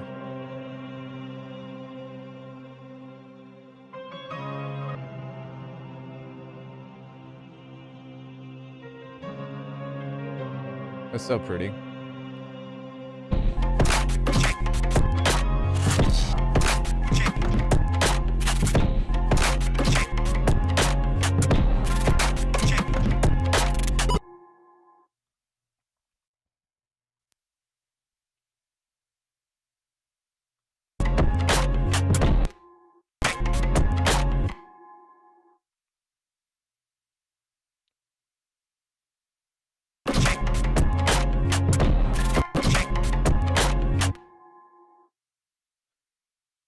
So we can use this for a drone. And then we can use this.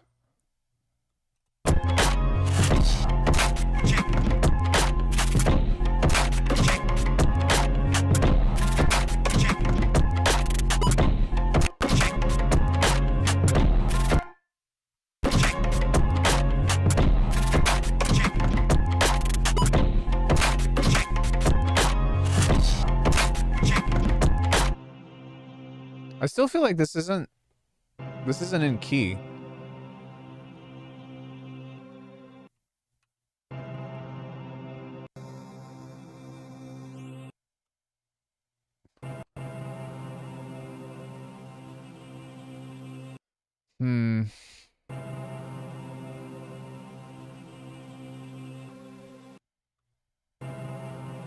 Well, that's in C.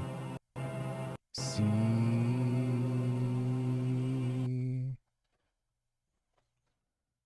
Is there a VST that can analyze the key of a sample?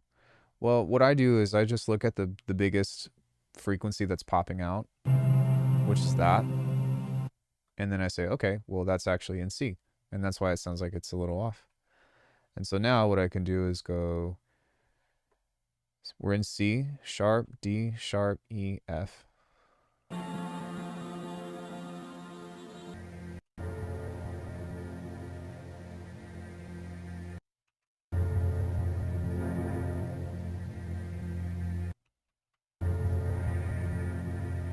There absolutely are tuners, but their accuracy is kind of hit or miss.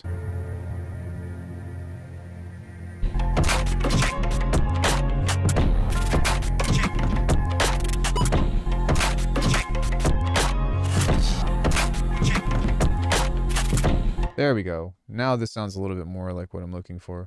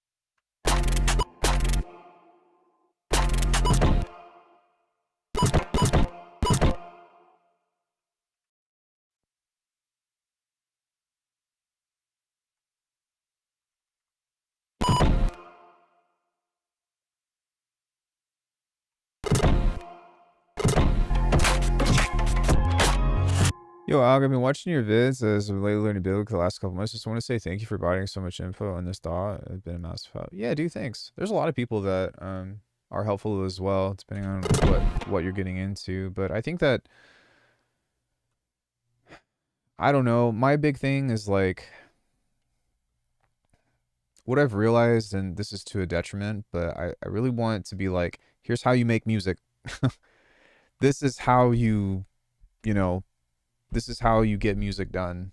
And I'm less so much into like the sound designy stuff and all that these days. Well, the other thing is I already covered all of it. I don't have anything else left to cover, unless if you all have suggestions, by the way. If there's something that I don't have a video on, to which please feel free or sound off. Or actually, since I've got quite a lot of you, if there's any tutorials or things that you would like to see and I don't have a video on it, I'm pretty open-minded, but chances are I have videos on them.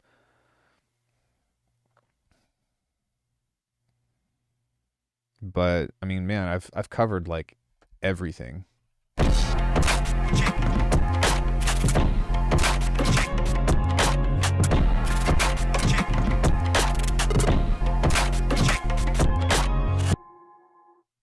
Which one?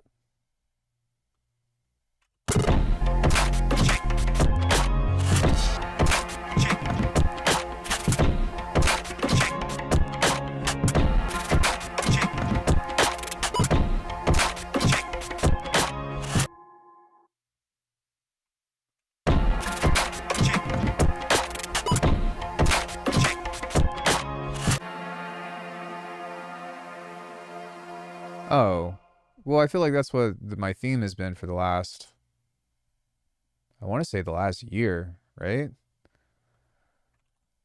All right, this arrangement is shit, but if it makes sense, then it's cool. I just need to get better at adding ambient layers of sounds to my mixes and make them sound more full. Really good at that. Well, you should do it either first or last. So like, I'm gonna add more shit right here in a second. And what I'm gonna do is I'm gonna mangle the drums. But the reason why is because if you don't have an idea for a track and you're like, what the fuck do I do? One of the best ways to start is by building ambience in the first place, of like, make a stupid melody and then, you know, throw a bunch of reverb on there and create an atmosphere. And then,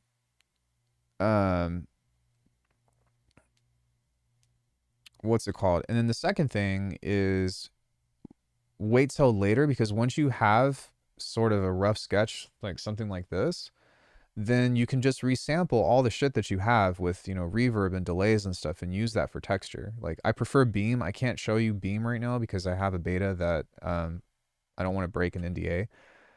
But generally speaking, like Portal or just reverb and delay in general, and like different textures or randomized effects. And that's why I have all of these generators for people.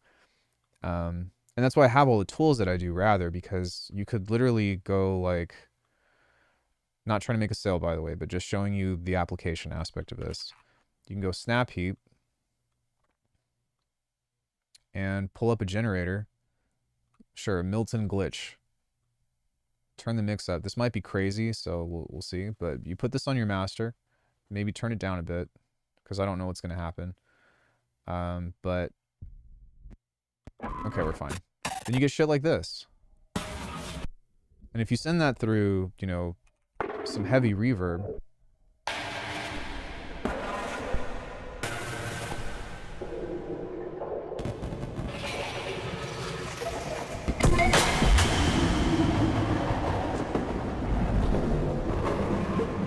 like, there you go. You don't really need anything else. And so what you can do from there is, you know, have a resampling chain, which I have rolling sampler. You pull that out to the beginning of the track, and then now we've got more texture over this, or things that you can place throughout, you know, the arrangement that you've already created. It's nice. More streamlined tutorials on arrangements. So I do have something kind of like that on the way. I do also have videos of like how to like start to finish courses. What's it called? I also have like a free start to finish track. I have several, but the main one that comes to mind is fucking jungle.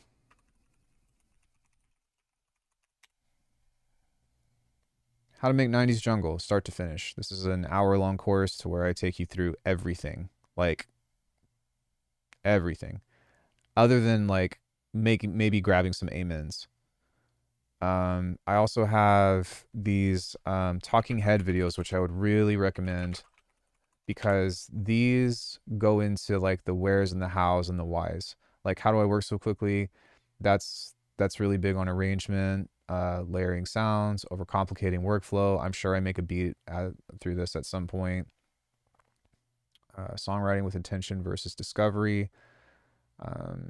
Changing your perspective. And this is pretty much how to unlock stuff for, like, how to start seeing sounds beyond what they could be. Writing in silence is a great way to start a track. Advice on creativity. This one's AI. You can ignore that one. Most important skill I've learned, canon production, how to build a theme for your tracks. Yeah, like, I've got so much shit, you guys. I literally have, like, thousands of videos. Does that Requiem Milton Crunch thing come with Snap Heap, or is that an extra purchase? No, that's a preset that I've made. The generator stuff is actually something that I came up with before. I don't know. I'm sure other people were doing it, but I'm the first person to advertise it like 5 or 6 years ago. Yeah, which I'm sorry. There's a couple of free ones from the gratis pack, but I designed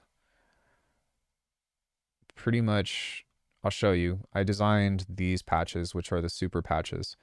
So back in the day, with like Eternum, I had stuff that was a bass and a generator. Or actually, wait, back up. Before that, I came up with, what was it called? Ascension? Which was just generators, like just sounds on their own in Phase Plant that like did its own complete thing, right? User. So I'm sure some of those are in here somewhere. Like, guys, look how... let me see. I have so many fucking patches, guys. Okay, so something like this, right? And this is just a sound generator.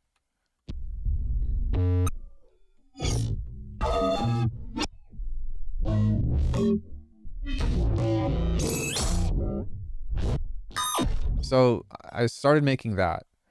And then I started making, you know, the neuro basses and stuff. And then what I did after that was I came up with this double patch, or I call them hybrid basses, to which these are a little outdated, but you have a neuro and then you have glitch. So you have a source sound.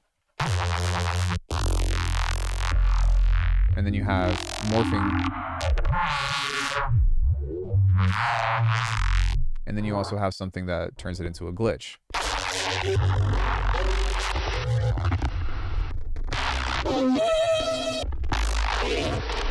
And the whole thing about it was that these are actually designed for MPE, to where, you know, if you had like a Rolly Seaboard, or you had back in the day a Stencil Morph, because that's how these ideas came up, then that's what that was designed for. Fast forward to last year, I started the Requiem patches, Requiem, whatever. And I kind of took that one step further, and these do everything. So this is in Phase Plant, by the way, but I'll talk about Snap Heap in just a second. But this is just a sound. And now, if you look at all of these, it basically does everything that you want it to. So if you want it to be the bass, it does that. If you want it to be percussion, this will actually create percussive elements for you.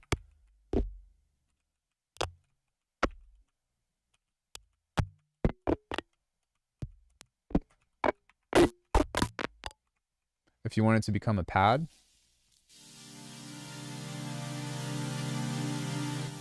if you want it to switch over to a granular template, if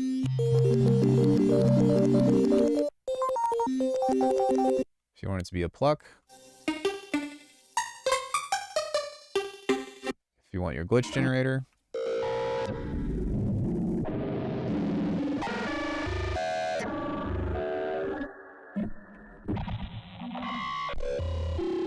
If you want it to be a metal hit,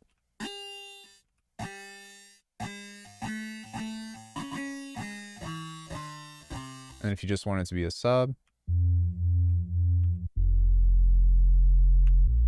So it literally does everything. I stopped doing this because as cool as these were, everyone else's computers can't really handle it. So I was like, fuck, what do I do about that? So the subsequent packs that I came out with, like I just released Alchemy's base monsters, and these are just simplified. So things that also like just sound better. I mean, because as I continue doing sound design and stuff, you know what I mean? I get better at making these, but. So now we just have more focused sounds.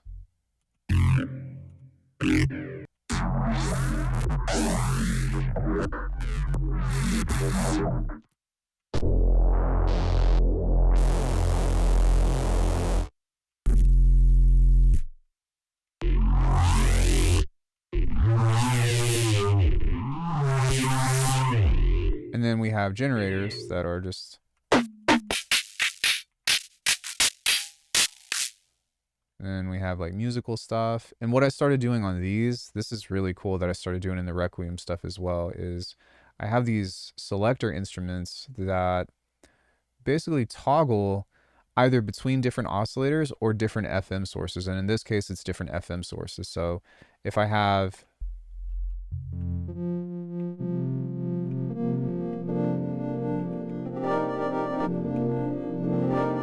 You'll see here that it says random FM mix. And what I have is a selector for the FM stuff, but I also have these racks that will select the lanes in between different effects. So if I turn this on here, sorry, just turn this on, then you can select between these different things. So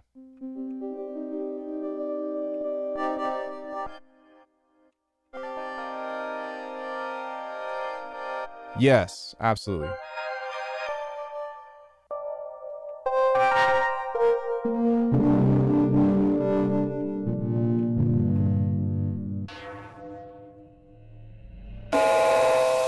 And then this is where the generators are now.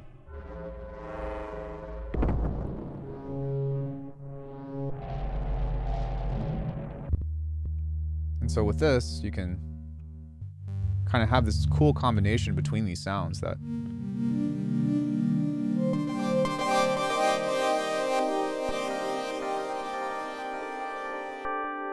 And you can also change the wavetables as well. I have these just on simple wavetables, but this is actually just a template for the most part, but it's really nice to have stuff like this because like this is a randomization of literally everything, and so every bar or so it's going to do something different.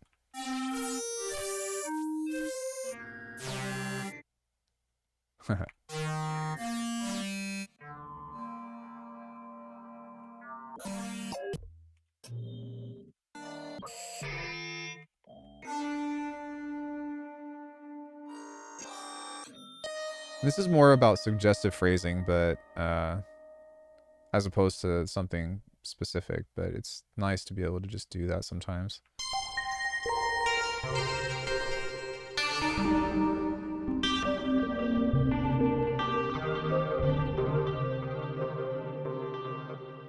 Anyways, so yeah, that was the evolution of how I got from making just the random sound generators and stuff. But the whole point to that story was that making like, you know, either ambient sounds and all that stuff also go back into using just effect racks, because the way that I designed even the Requiem or the Eternum or whatever is that these elements are saved within these multipass and snap heap racks. And so if you have a sound, right, let's just say it's maybe something that has a little bit of harmonics like a saw wave, but then you go into snap heap, you could just pull this preset up and be like, oh, here we go. Let's find a generator. Oh, spooky generator. Okay, let's see what that does. Oh, that was cool. Okay, well, let's find a different one. Dino turkey generator. Sure. I should probably do this.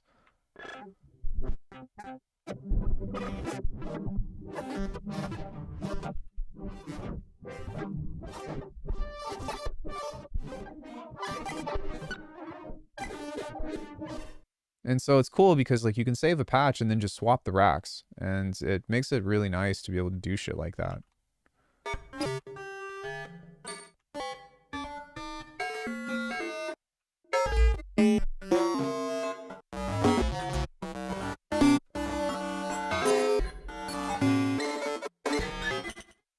And then, yeah, like I said, you can just add reverb and shit to it or whatever, and then you're good to go.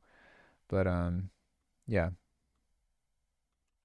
But you don't have to do that in Snap Heap or anything else. Like, I have this for Bitwig, I have stuff like that for Ableton, I have all of those kinds of tools and stuff. No, it's literally like throwing random shit onto any sound, putting a limiter on it, and just seeing what comes out.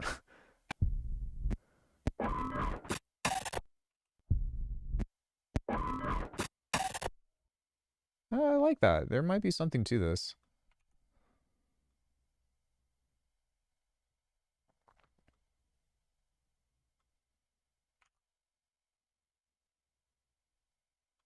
Move this over real fast. Put that right there.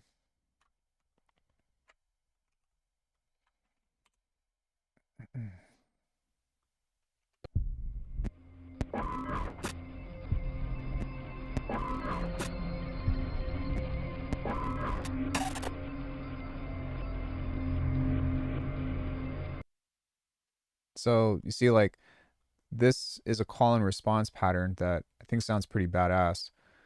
And so within this, we can just add a bunch of ROM to it. And this will be texture that will also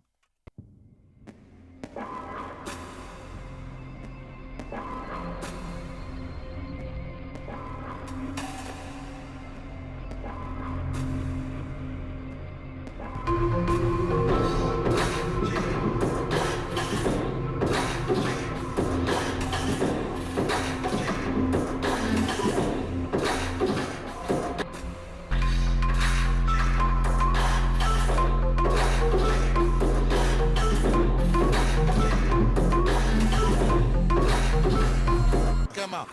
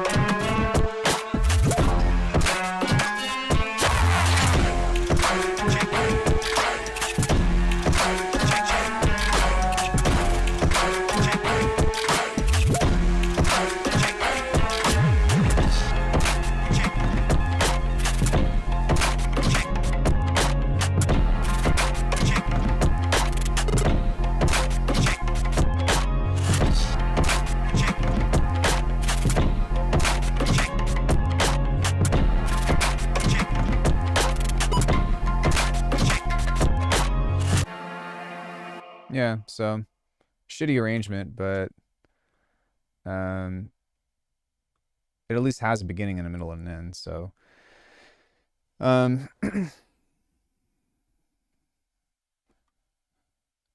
me try to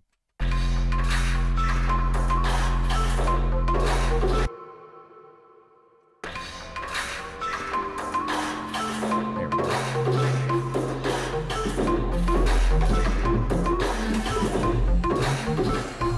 Come on.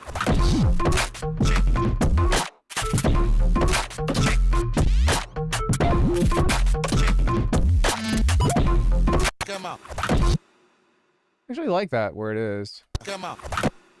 Come on.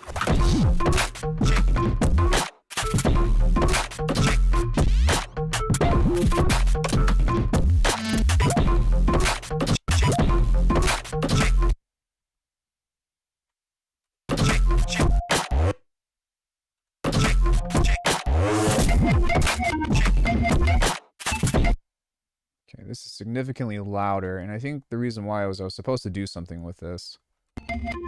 Yes, I was.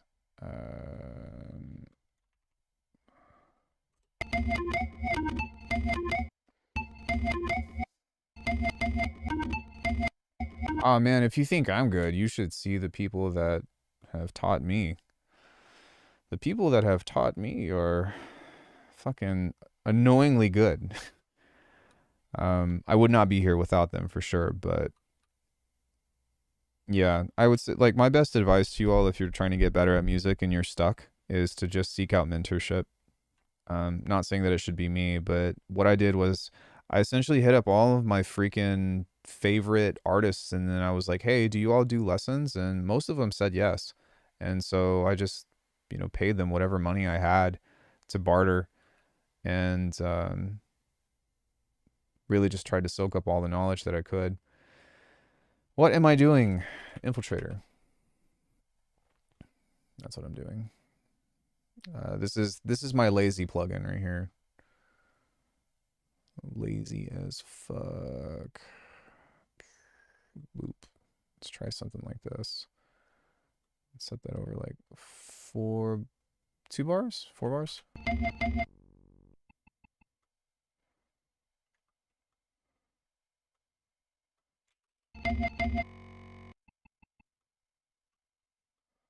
And then I'll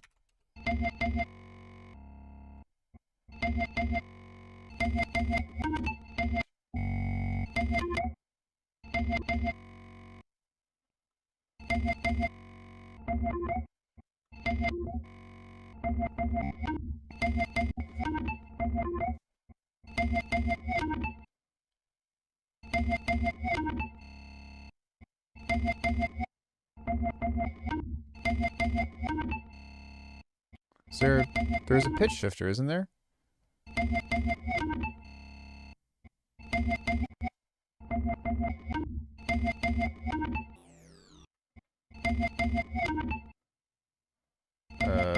What? Bandpass, corrupt. Is there not a pitch shifter? Frequency shifter. Ian.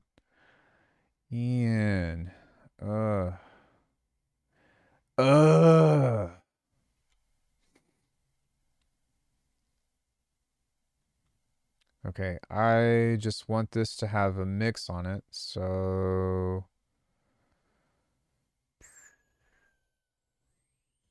audio envelope, filter graph. Isn't there an external LFO on here? Yes, doofus, it's right here. Mix.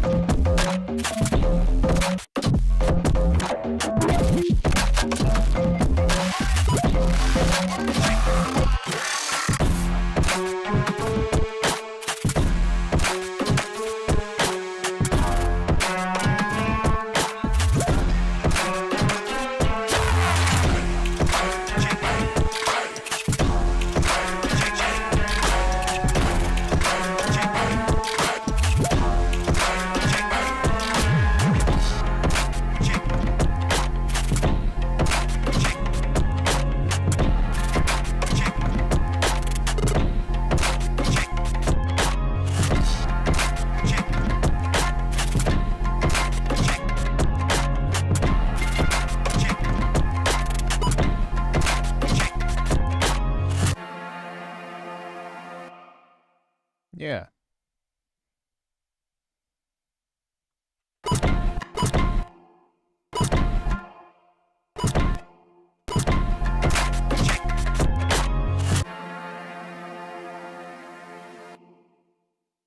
Cool. Any questions? It's interesting because even during the dense busy parts, never sounds too cluttered. I guess that comes with experience. Yeah, I think so. Like my earlier stuff was not nearly as loud, I would say. But I used to try to busy the mix by adding just a bunch of little layers and textures and stuff. But like really, to be honest with you, less is more in most cases. But with this, I was like, okay, well, it still sounds good. It still sounds good. Still sounds good. But the main things that you're paying attention to are still like up front. So like, I think the main thing with the beat is like the right.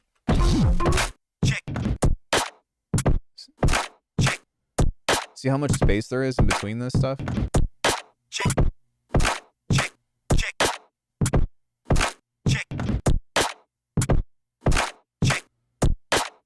And so everything else kind of sits nicely, and it's introduced in a subtle way. So like, as opposed to just throwing a loop on there and then letting it play through the whole thing like this, there's a lot of moments that still try to capture the silence. So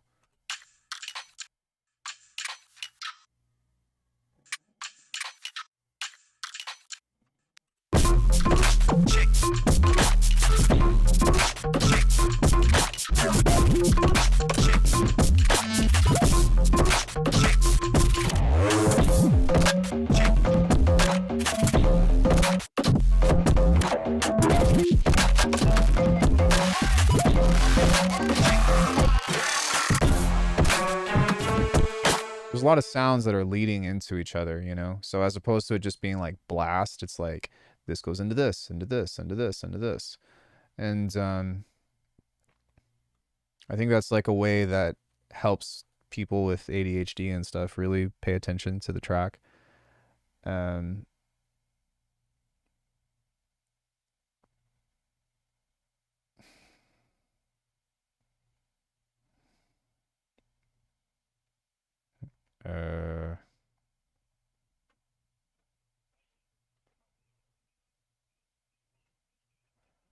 Some guy named Cowboy just called me. What the fuck?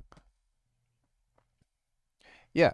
And so I don't know, for me, like one of my favorite things to make with beats is like the syncopated rhythms and stuff, but I love when like there's something that just pulls you into the next moment, you know? And sometimes like being relaxed and letting the space unfold is really important, but sometimes in other cases you want something to just be like constantly pulling you into the groove. And that's something that I picked up from Chi, and it's something that I'm not very good at, but I'm working on. So like my favorite part of this entire track is when it goes low right here, because I love when it simplifies, because like there's a lot of building here, right? And then right here, it's like, pull it all away, and then let's go low and change the snare.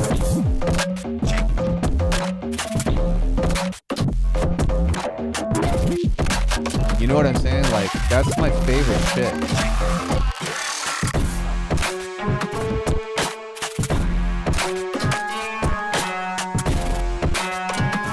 And I feel like there should be like a ding right here.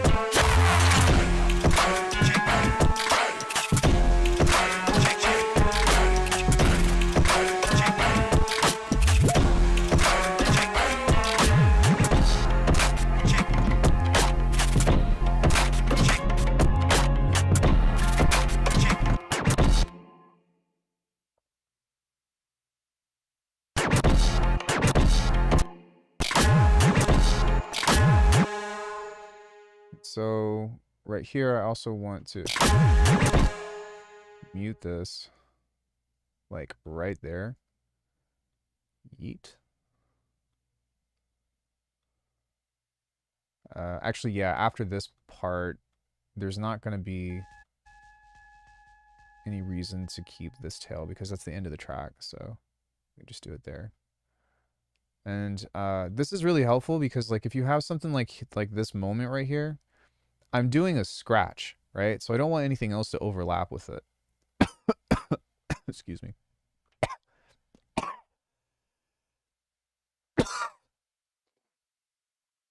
Yeah. You know what I mean? So even like this. So we can go.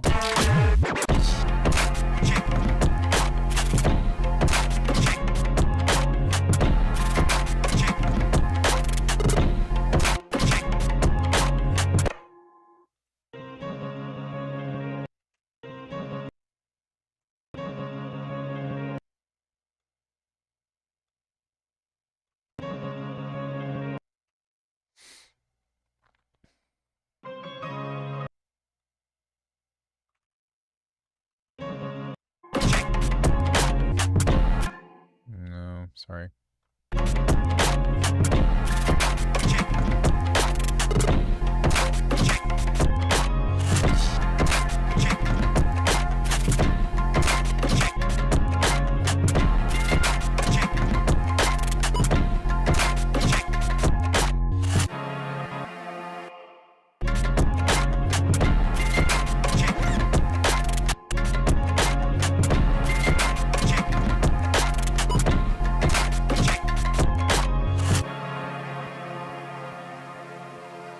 We can use that same build here towards the end of the track. And then there was the other one that we did that was like a really big transition. This one. Because nobody's going to remember it after all this fucking sound design blasting that I did to you. Maybe you will, but probably won't.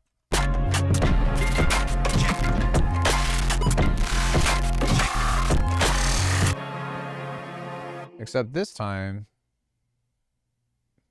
Oh. I didn't automate the reverb. Or it didn't carry the, Big Crush? Hello? What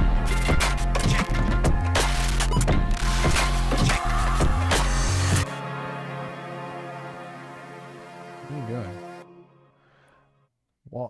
What the fuck are you doing? Bruh. Delete that. Oh my god. Okay, there we go. I was like, what the fuck?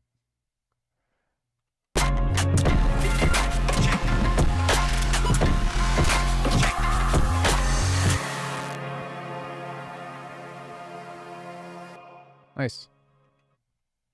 Okay, one time through.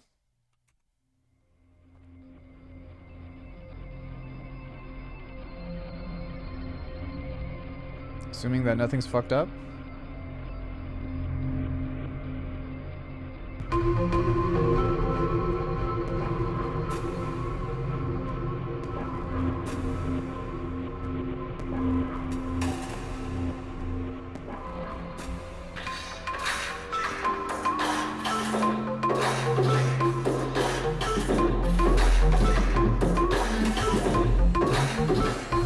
check him out.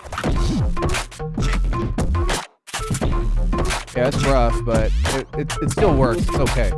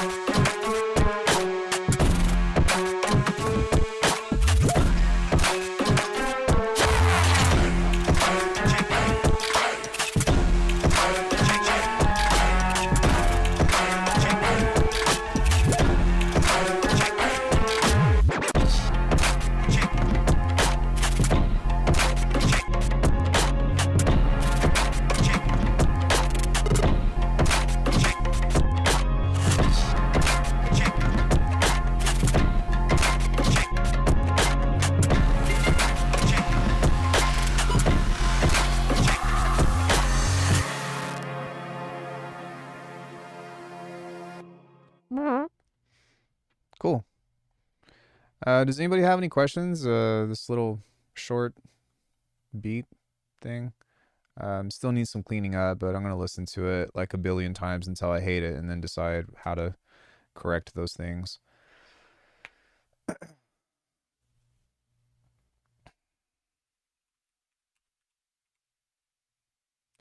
But we're just going to call it Glonke.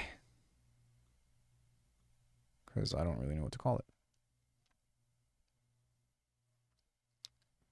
Cool. Yeah.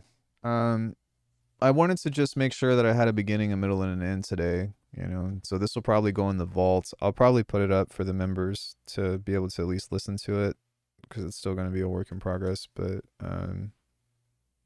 yeah, I still have a little bit of time left. Is there something else that you all want to talk about or cover, or anything that you want me to show you within Bitwig, or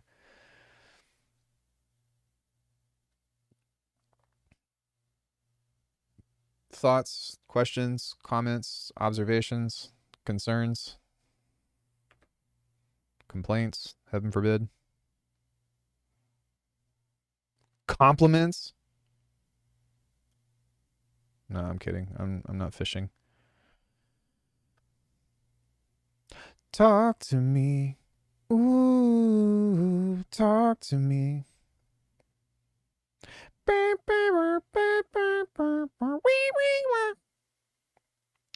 soon as I buy faceplant, I'm going to have questions for you for sure. Fair. I would also say, like, before you buy anything, just watch the videos that I have on faceplant and see if you can recreate them with the synths that you have. Because, to be honest with you, like, I'm pretty sure that everything that you need, you don't need faceplant for. There are definitely some major conveniences, but if you have Serum, Vital, does Patcher have LFOs? I think they have something like it, right? With Peak Controller. Sometimes in my projects, latency causes my sidechaining to be off, and I haven't fixed the problem with the projects that it comes up in. Do you have latency compensation on in Bitwig? Because otherwise what you do is you turn sidechaining off and then you stem it out. And then once you have audio, like audio files with your main groups, like let's say you've got drums, and then you've got bass, and then you've got musical, vocals, effects. Then once you have those stemmed out, you just do the sidechaining. Like this track does not have any sidechaining on it, believe it or not. In fact, a lot of tracks that I've been doing lately have not had sidechaining on them.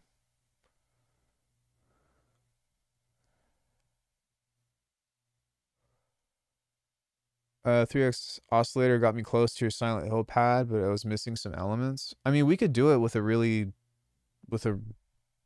easy, like a stupid oscillator or something. So let's pull up polysynth, because this would be your equivalent of 3x oscillator, right? So we have 2 oscillators here, and we need to set the mix here. We need to change this into a saw wave as well.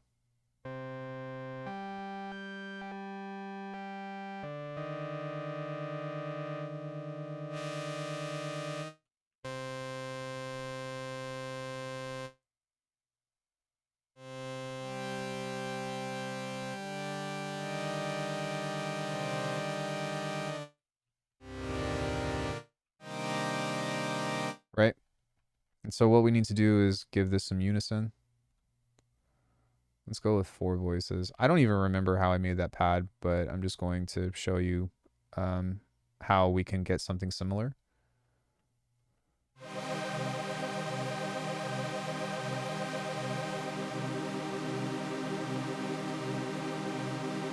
So what we can do is we can grab an LFO. You can do this with automation. Sorry, we need a randomizer, but you can, yeah, like I said, you can still do this with automation in case if you don't have it, but we need to make this smooth.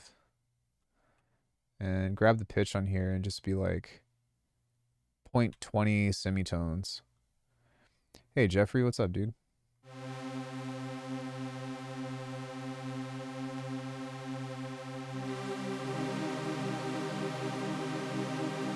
You see how now the pitch is drifting a little bit?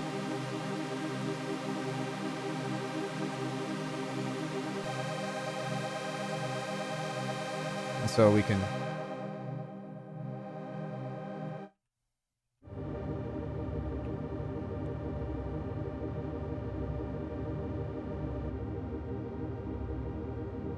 And we're kind of already there, you know?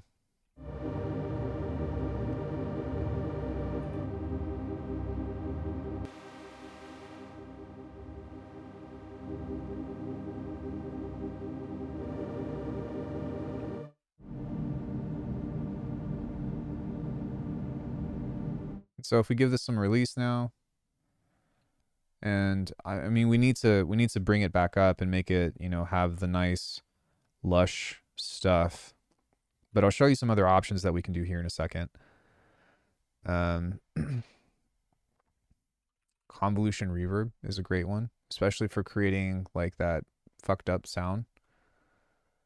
Oh yeah, there's some other plugins as well that are free, I believe, that you can use. So like vinyl or stuff like that.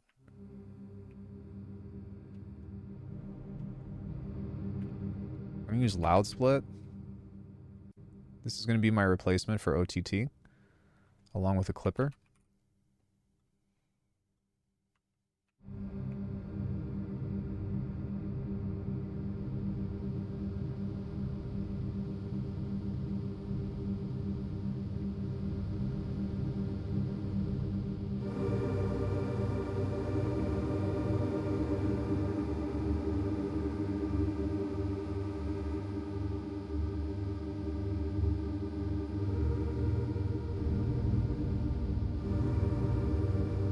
Bit much, sorry.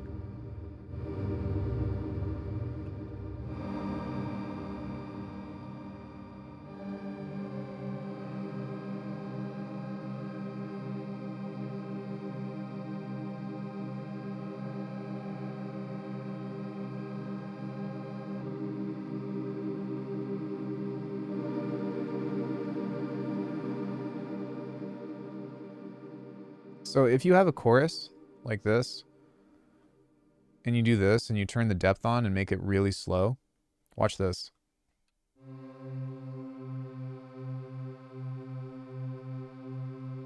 Wait, let me turn this off. Listen to this.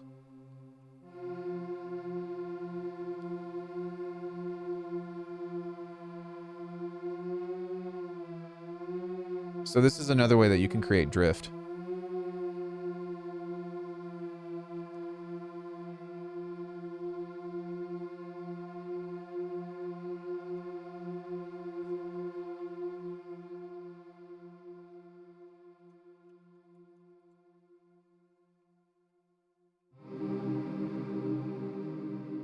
Then if you have a couple of reverbs and stuff to send this through, you can create some really nice sounds. So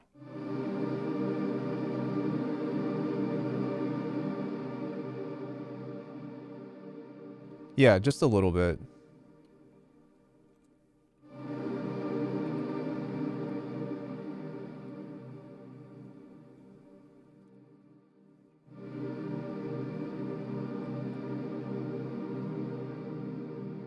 And so now, just a little bit of noise. I'm gonna mess with this a little bit more, turn the key tracking off.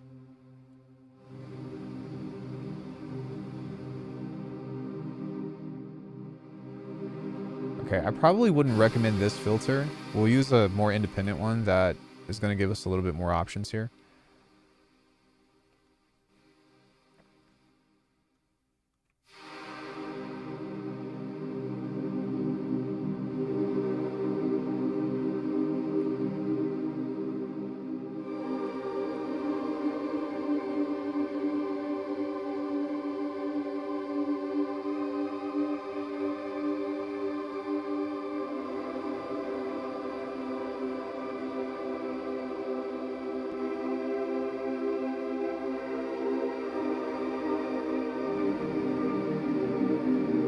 There we go.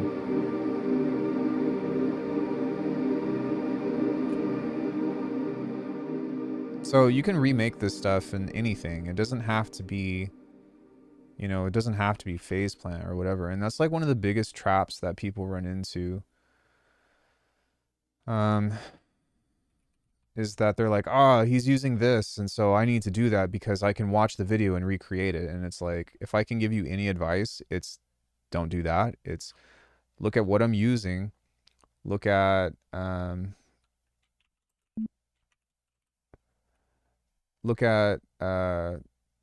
like the actual components, if that makes sense. SH12. I don't remember what the name of that pad was. Right, just the fundamental components, and then just use that because it's going to be so much better to do that. Art Maker, Acid Eater. Fuck. What was the name of that pad? Do you all remember? Look how many presets I have. Oh my god. Oh my god, there's so many pads, isn't it?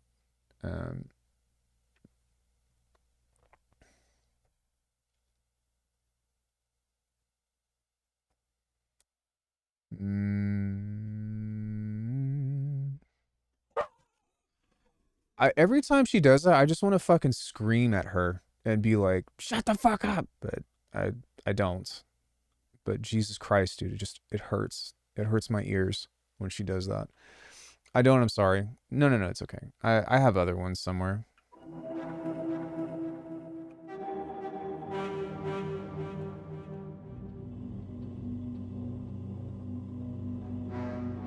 Yeah, the other problem is that even if I wanted to scream my ass off at her, she wouldn't know what I'm yelling at her about. So it's just like, just eat it. Here you go. Fucking ear rape. Burk! I'm like, fuck. Thanks. Thanks, puppy. Cheers. Browser issues on my end, I think. Oh. Yeah, no worries.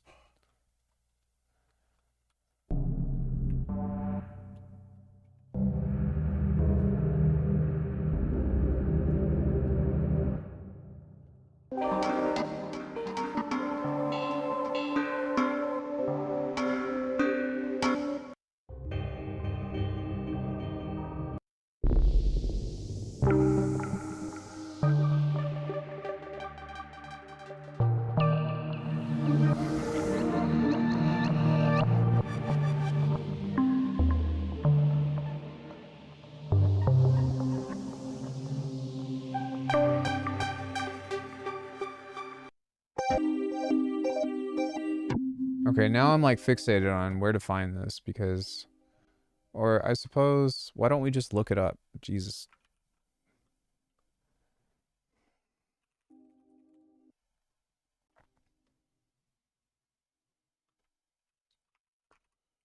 Alchemy, Silent Hill. No. No, I didn't mean Alchemy, Silent Hill. I meant me. How to make the darker music of Silent Hill. Was it this one?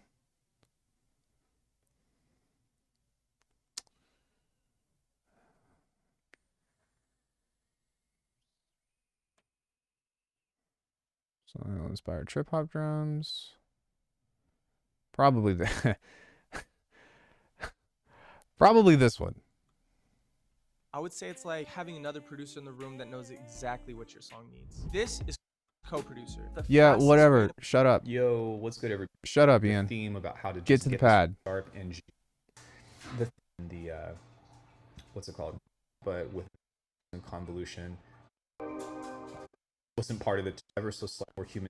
You've got something like Superior Drummer or sending a parallel sound, and that's. Did I save it? I like I've done is because it's super quiet. Well, I mean, even still, look, it's 3 different things. The semitone helps, especially with 5th chords, but you send that through a bandpass. You have a chorus, an ensemble, or, you know, just they're pretty much the same shit. Then you have some EQ, and that goes into your limiter. Then it's going to go into another big-ass reverb with Big Sky. And then what am I doing with this? Oh, the pitch shifter. Okay, so that's some other options that you can use to make it more interesting, I guess. But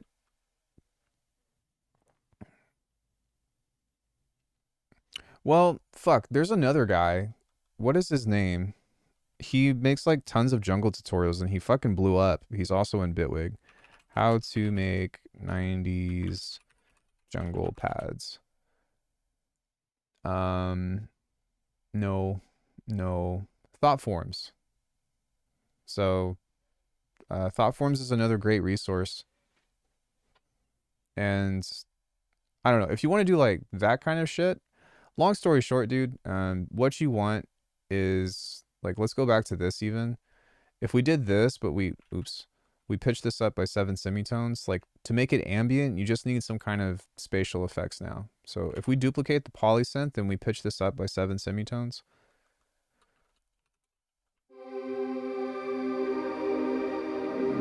There we go. You know, we can do other stuff with this now. Like comb filter.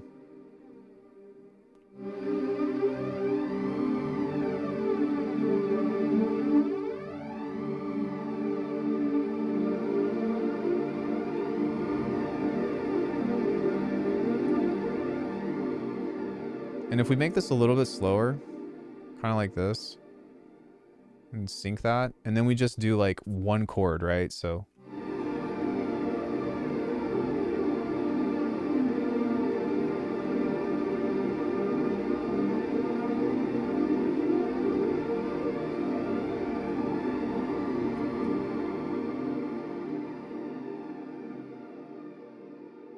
then when it comes into stuff like, you know, Parasite Eve and Jungle and all that cool stuff, just take this and grab that pad. This is in C minor 7. Change the key.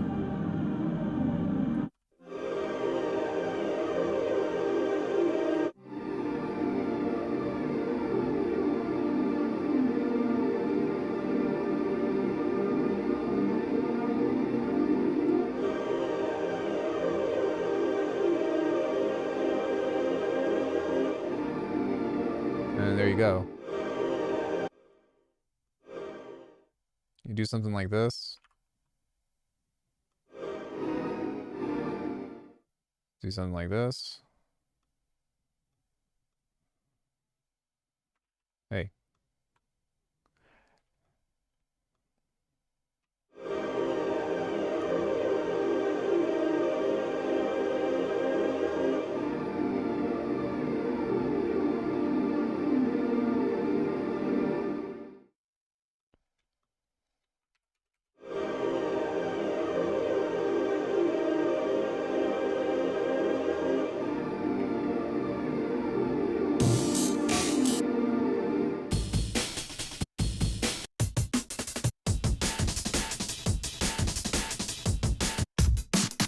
think you better rec.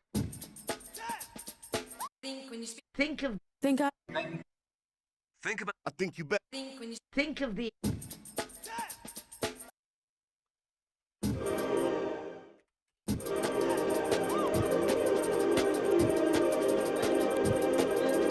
Wait, what?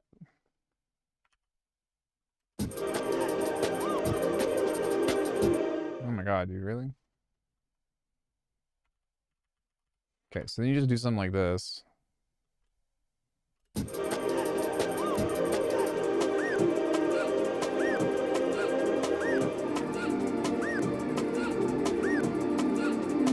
Okay, so Bitwig is still not on par with the time stretching. They'll probably fix it in a later update, but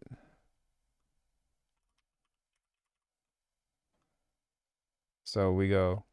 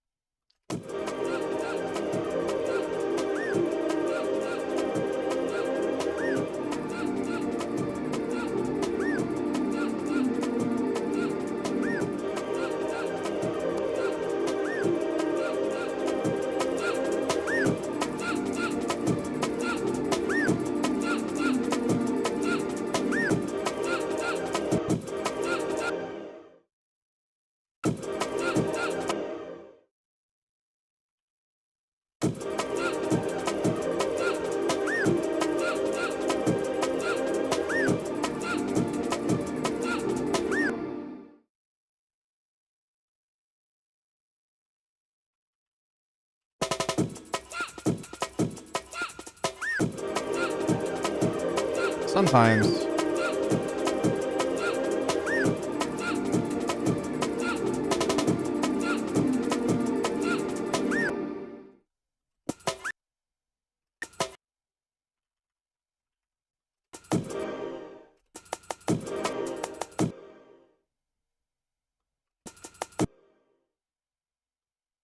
Sometimes it's okay for me like to do that, but it depends on where you're at with.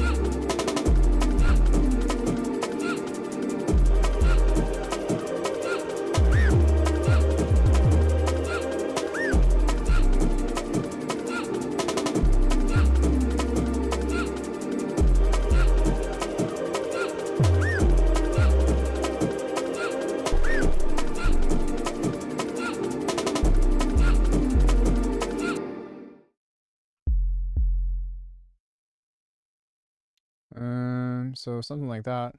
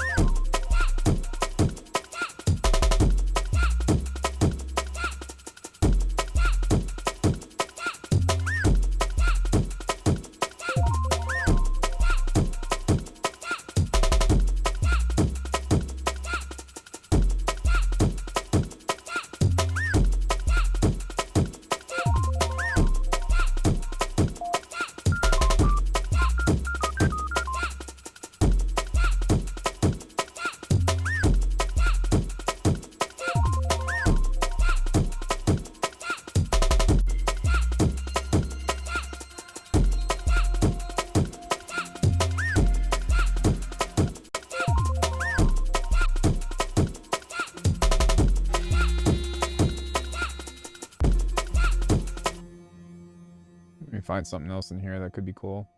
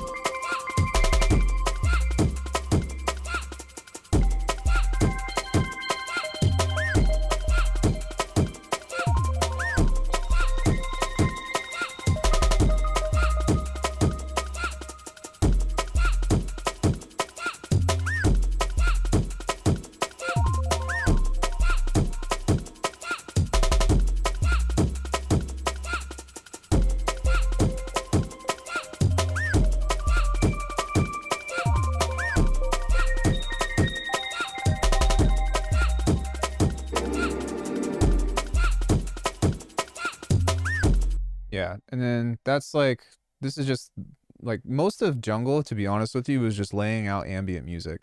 Because once you understand this and you have the backbone, then that's when you can get into the cool shit. Like, you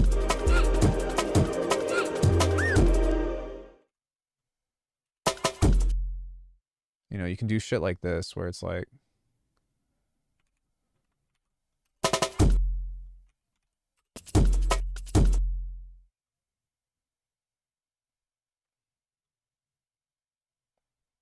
the fuck?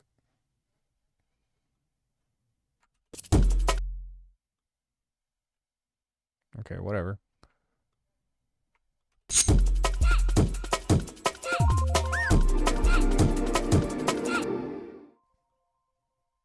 can do like your glitches and stutters and stuff.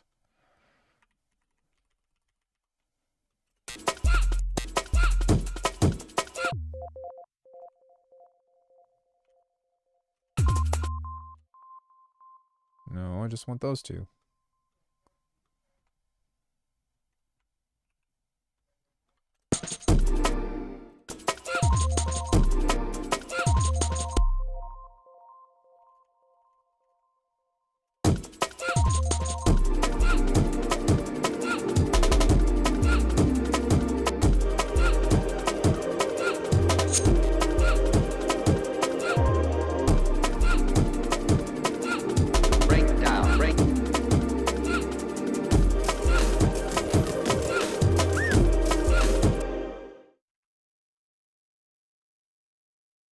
Then you can just start replacing breaks.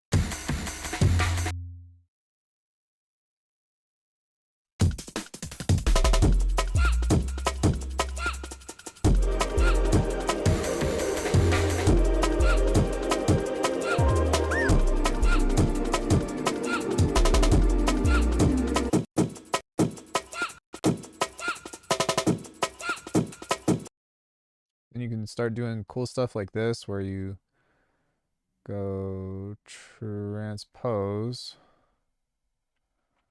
and then you go 3 and then you do weird shit like that. Oh wait, we need this guy, the spray paint.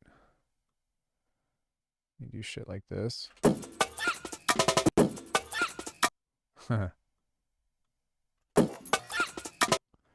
And sometimes doing stuff like slice will do the trick.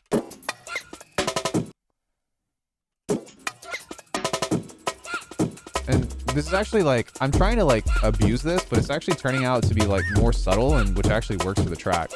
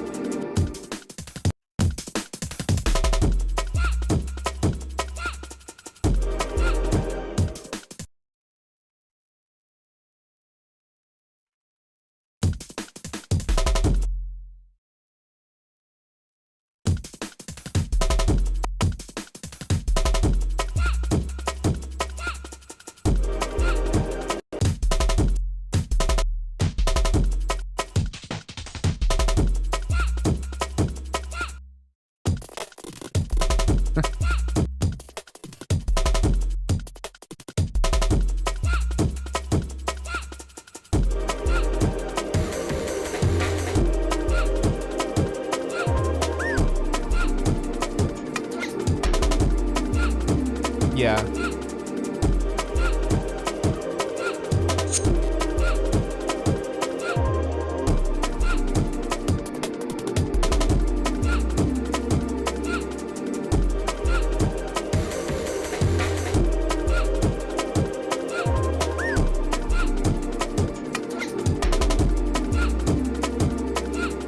Then you just need like whale and background sounds like this.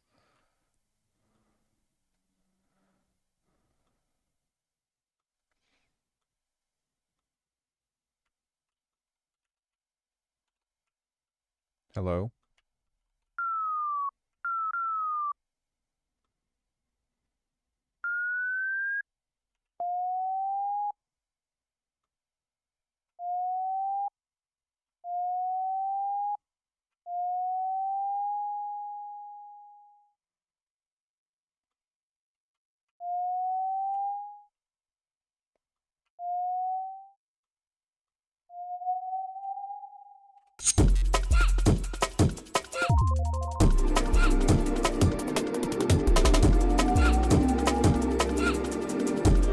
You know what I mean? Like, and like lasers and all that other shit.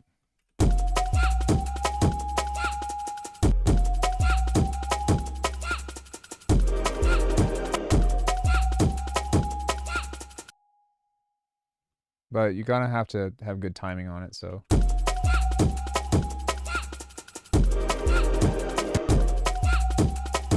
There it is.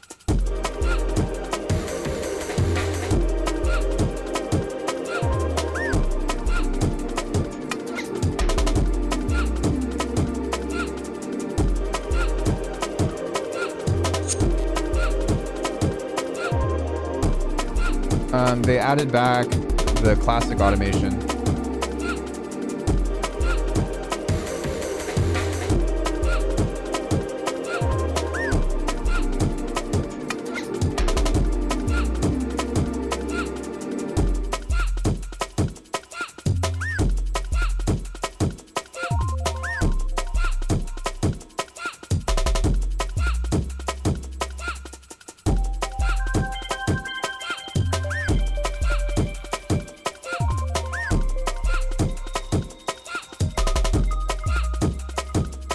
Yep, as an option. So if you go to this little guy right here, then any parameter that is on this, let's say here, you'll have your latch automation show up.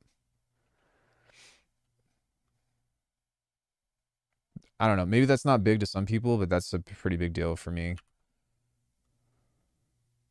Yeah. And you still have your automation mode if you wanted to, but I don't personally use that. So it's nice that they gave us the toggle.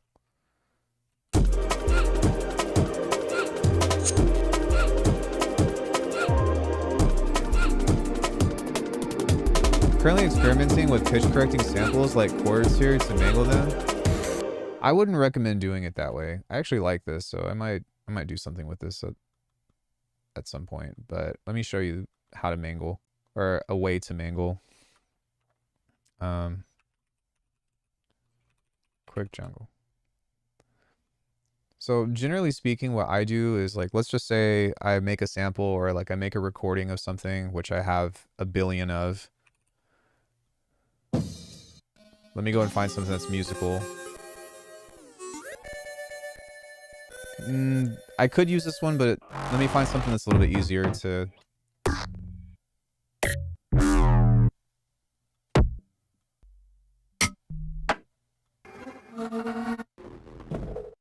Sorry. Let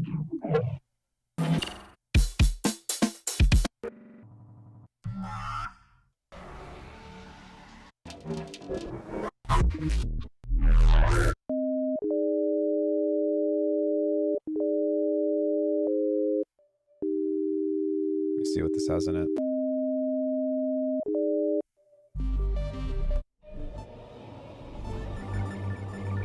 Okay, perfect.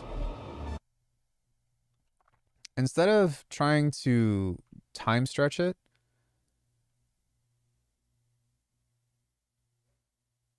Alt-click Nice tool to apply a cut to all tracks. Oh yeah, like a global slice. That's fucking nice. I didn't even realize that. So you have this, right? And what a lot of people will try to do is they'll try to do something like this. And then configure it to fit within the key of their track. But I would do it the opposite way. Instead, do something like this to where we have this on here. We're going to put a fuse compressor on here, maybe a few, because we're going to be changing the pitch and stuff. But what we're going to search for is just a hook within this. So one of my favorite things to do is to go repitch. And then we're just going to stretch this out and see if what we can find through it.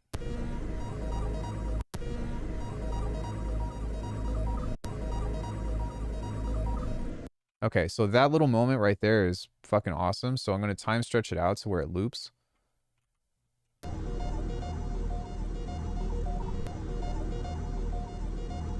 Maybe even try to double it to see what that sounds like.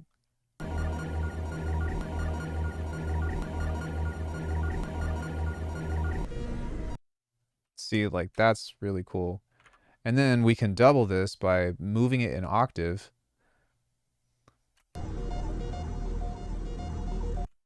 And we can just find another piece of this that we can also loop within it.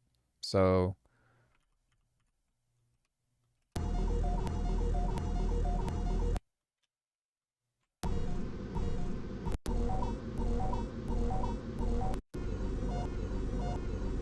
ooh, okay. Let's add some fades. Hold up. Wait a minute.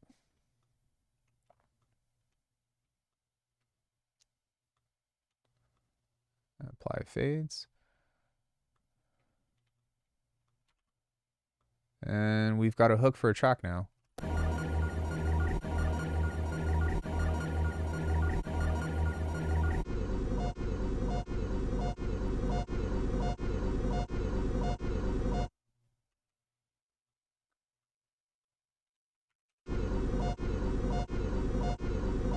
Okay, so the next question is, what key is this in? Well, what we do is we go into Pro Q3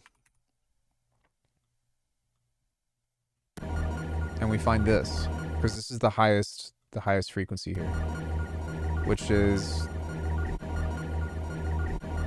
D sharp. So if I open up a synth here and I go, let's just say polymer or polysynth, and I play a D sharp, that actually sounds like F to me.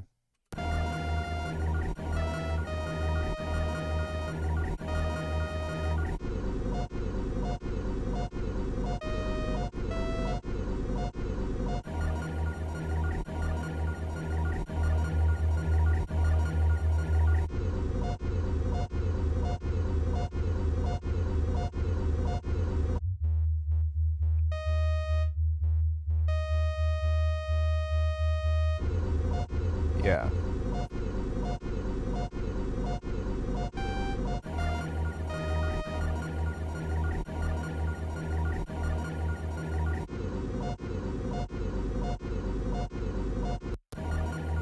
Let me see what this is right here. Oh, that's also in D sharp, so.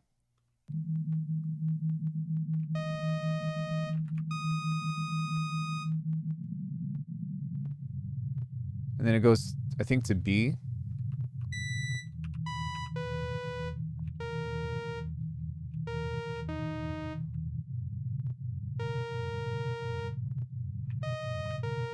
Yeah. To A sharp.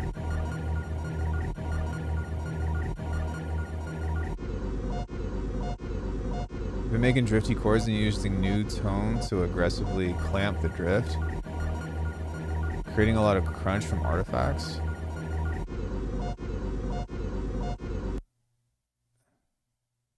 So wait, what are you saying? Like you're having issues with, let me read your thing again. Oh, I mean, if you're getting artifacts and stuff, then you need to just play with the warp modes. Because, I mean, sometimes when you're manipulating audio, like, you don't really have a choice. But if you keep things in, like, stretch or sometimes slice or the elastic and stuff, then that's where those weird sounds are going to come from. But you can mask them with things like reverb or filtering.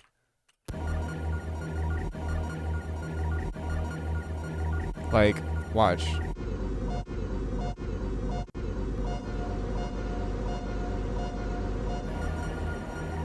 Oh, well, what's the issue? What's the problem?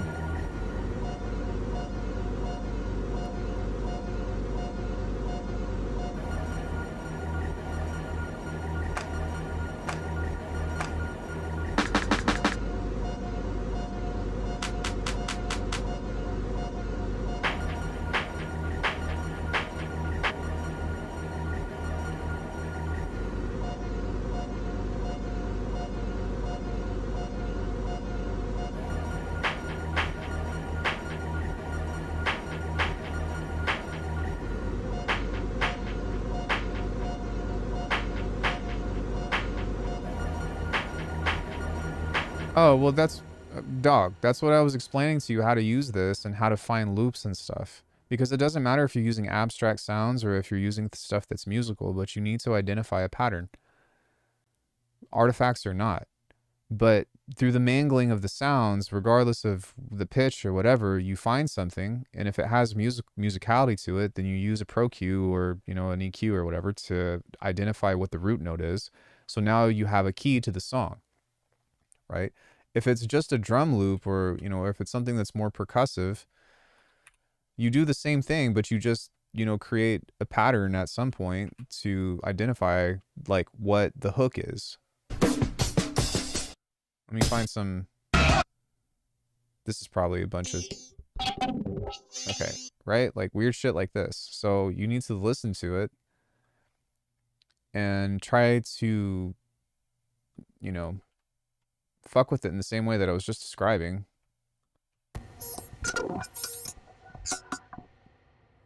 Okay, so we can use this as like a repeating pattern.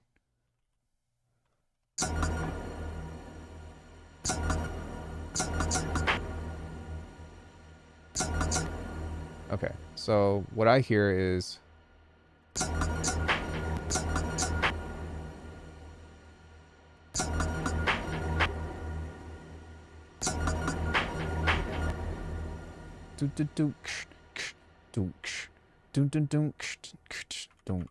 right? So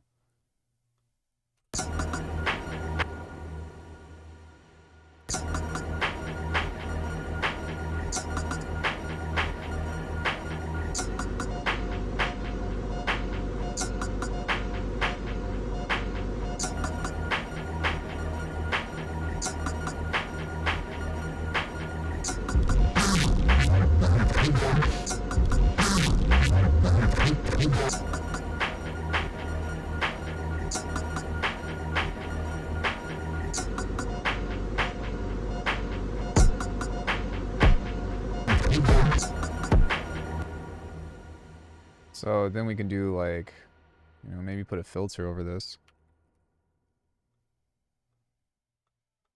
You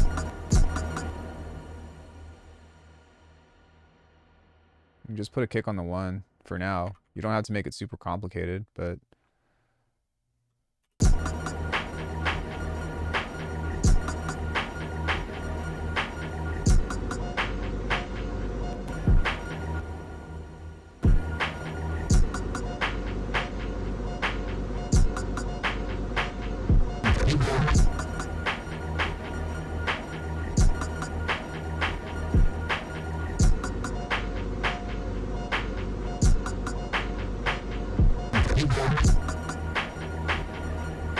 right? And then we can find other shit in here to just like busy it up.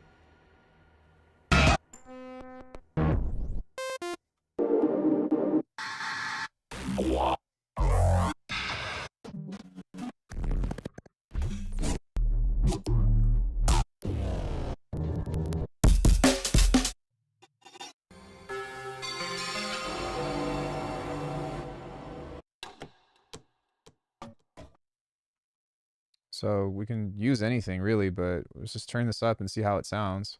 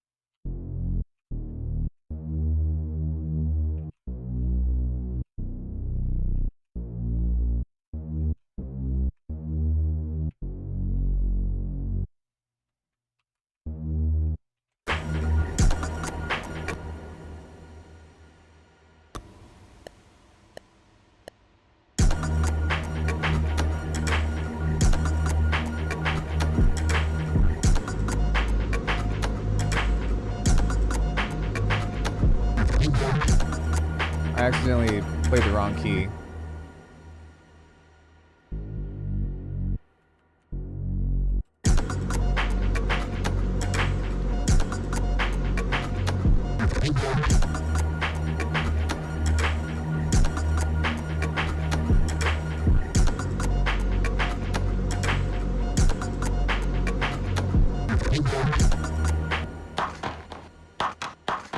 Find other stuff, but like, yeah, I mean, this is like just sample mangling 101.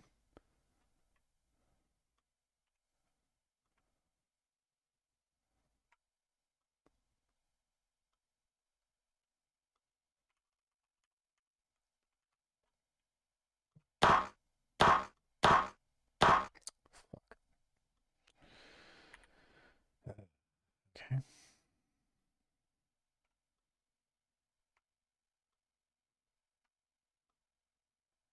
So, where are we at here?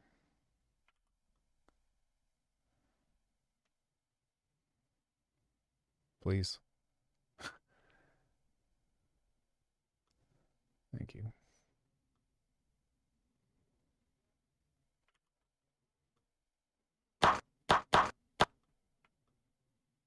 So we'll take the second one.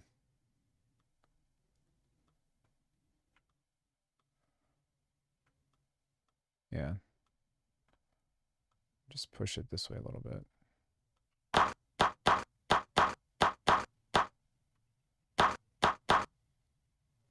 Or we could just do this as well.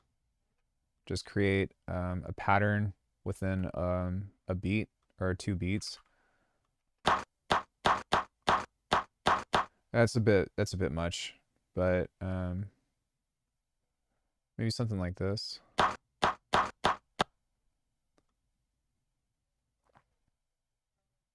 It needs to have space in between. That's the big thing. So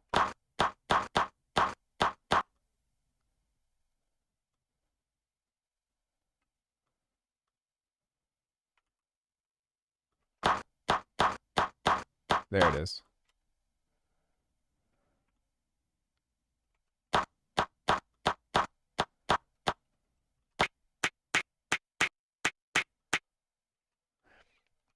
Add a ring mod to it.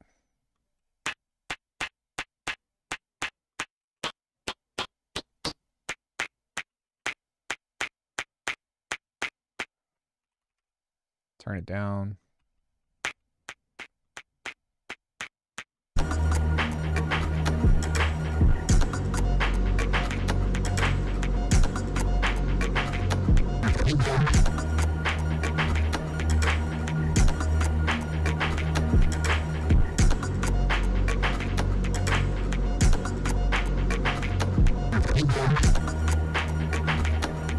And then now we can do stuff like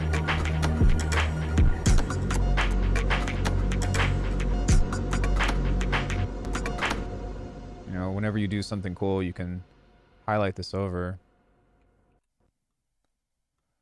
and have little switches and spaces.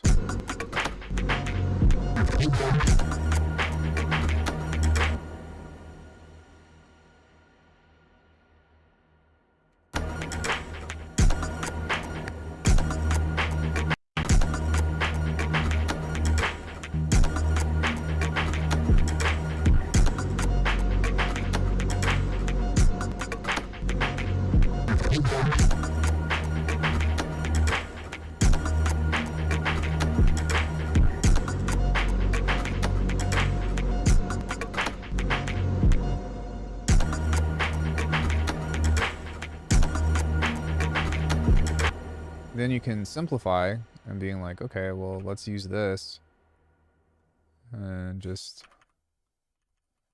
do this. Oh, it's like triplets. Interesting. Well, I wouldn't just like let that go the whole time, but doing stuff like this can sometimes be cool with syncopation. So that way you've got a nice little switch up here. Delete that. Hat.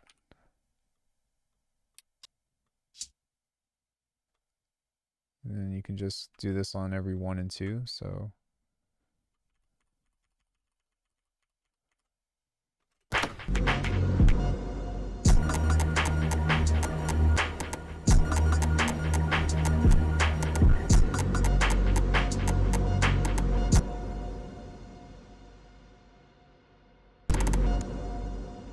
set that to repitch.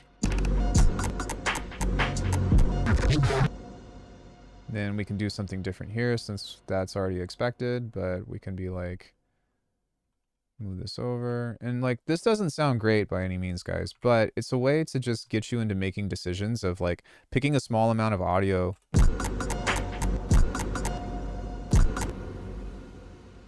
and building a relationship with the sounds.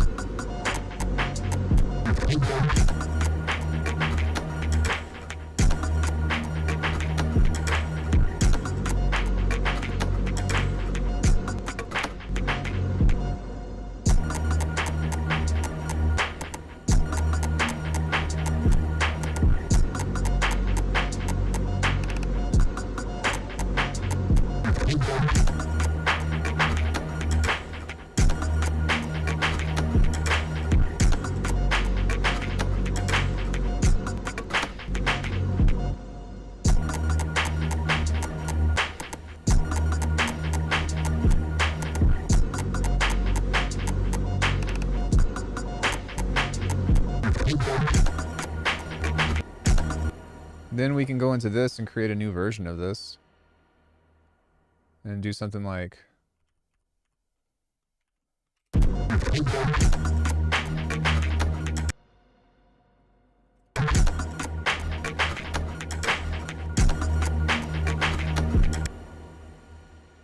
switch this up, pull this out.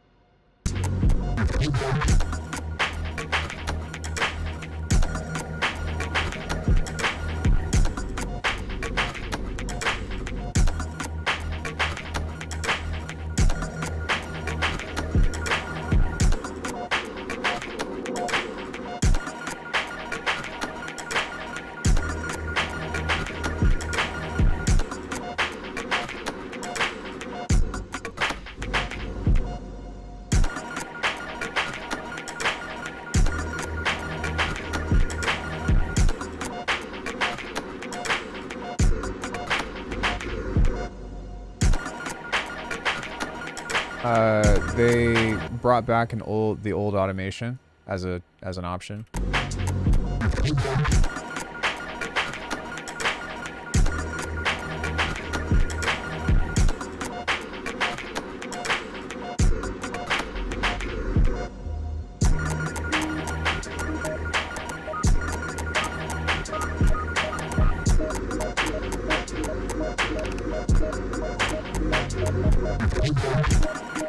Okay.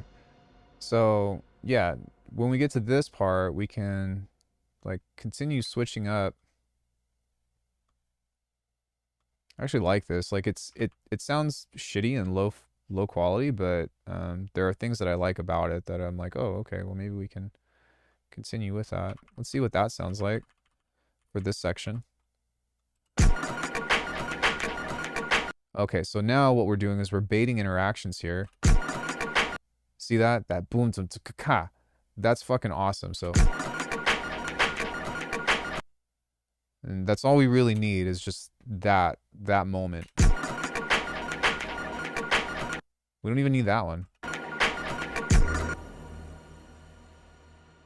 Because now within this, we can delete this and just use this as our phrase.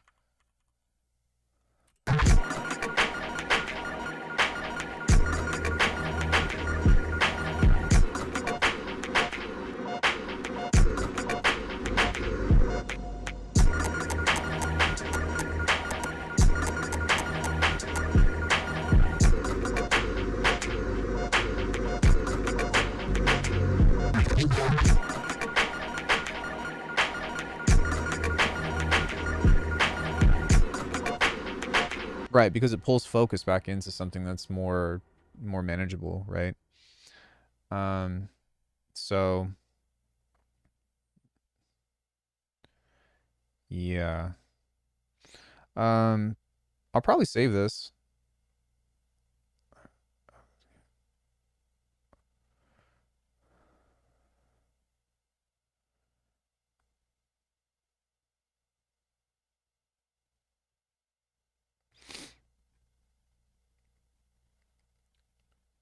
Give me 1 second. I need to go soon.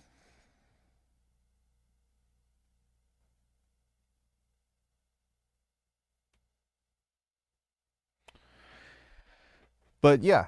So, I mean, but I didn't really do hardly any sound design other than I made a Reese, but that was very simple, you know. But coming into that and starting an idea, like if you can get into finding a hook and just being open and flexible. And I would even say, like, we don't even need all of this stuff. We just need some syncopation.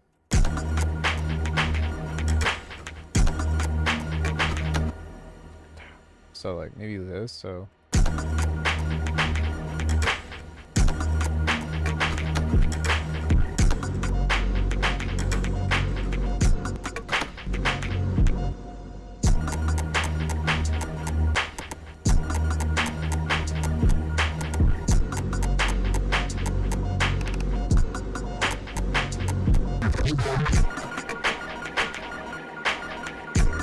Ideally, I would like this to be dry.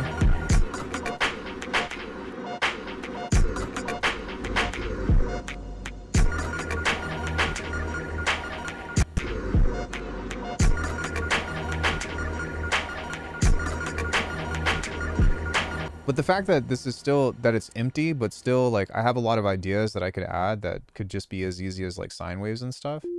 You know what I mean?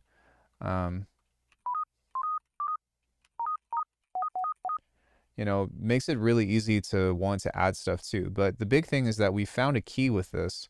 And so if we go back to BB and we find some other stuff that's kind of cool, we can align it. Right? So this.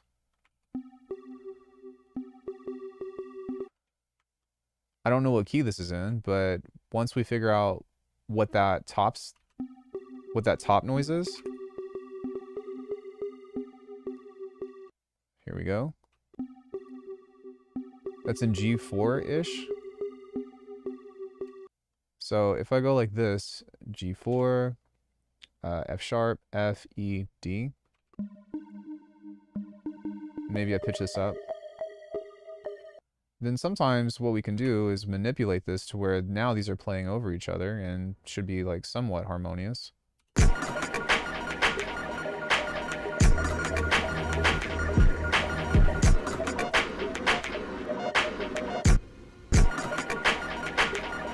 To be honest with you, it doesn't, but that's a cool little beat on its own too. And that's part of it as well, as like I said, being flexible. But listen to this.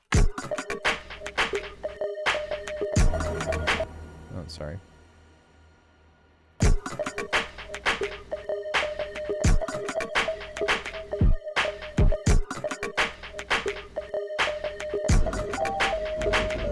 Oh, this is in D. Okay, that's why.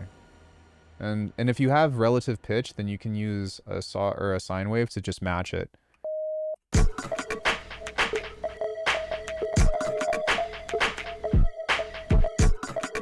Like, that's a sick beat as well, though, you know?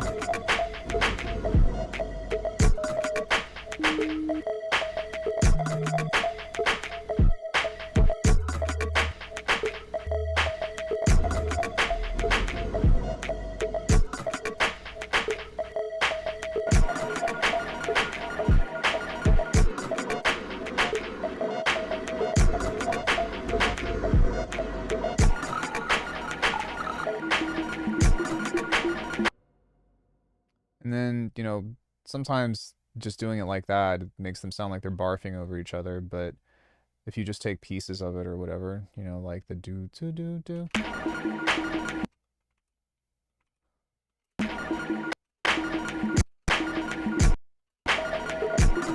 You know, then sometimes you can add those subtleties. So like the.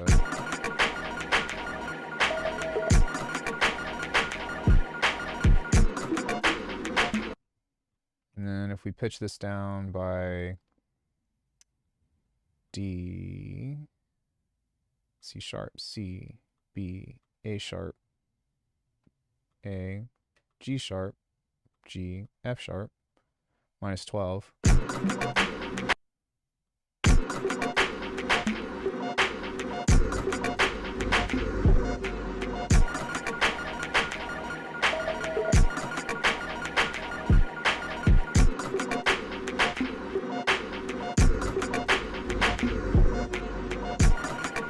And sometimes it's just trying to manipulate it and, you know what I mean, get close. And if you can't get close, then try a different sample because there's billions of shit out there.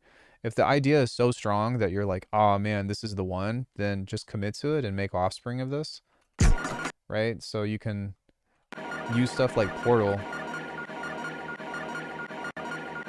All different kinds of stuff, really, but this is just one example.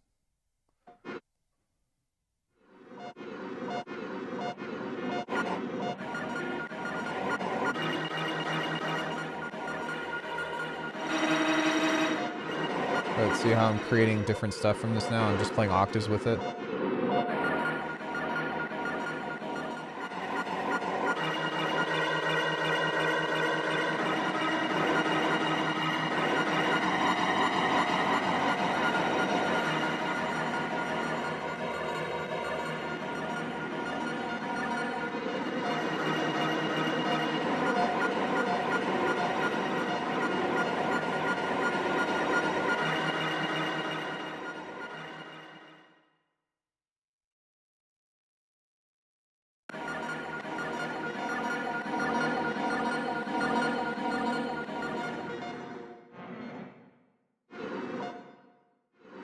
I mean, there's tons of stuff with this. I would recommend Beam, but like I said before, I can't show you Beam right now because I have a beta version that's not available to the public. But I mean, you know what I mean? Just using stuff that it's granular effects, or throwing this in a granular synth and just playing with octaves, or playing with reverb and delay and reversing, you know, that kind of stuff. Just simple shit like this. And also, you know, even doing things like this to where you play with just the octaves of the sample. So, you know, like that's even a new hook right there as well. So,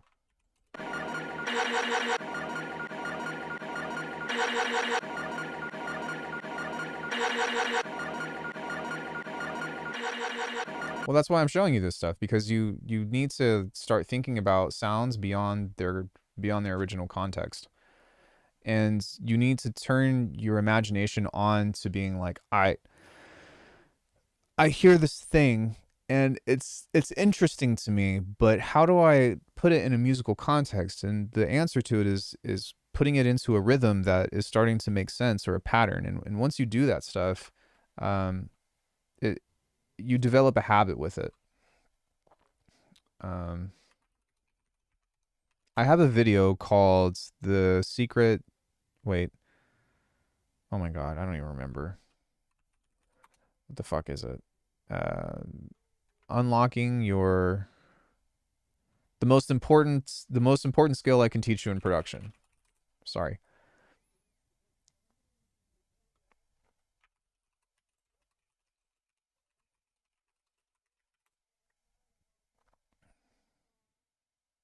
This. Doing this and understanding not necessarily the beat that I make, but the concept of it is going to open up so many doors for anybody that's wanting to go deeper into what I'm talking about. But you're going to start to hear it everywhere, and once you turn it on, it's really hard to turn off. You know, suddenly you're going to hear the birds chirping outside, and it's going to be like, oh, that could be a beat. Or you're going to hear it in your car, you know, like bloop, bloop, bloop.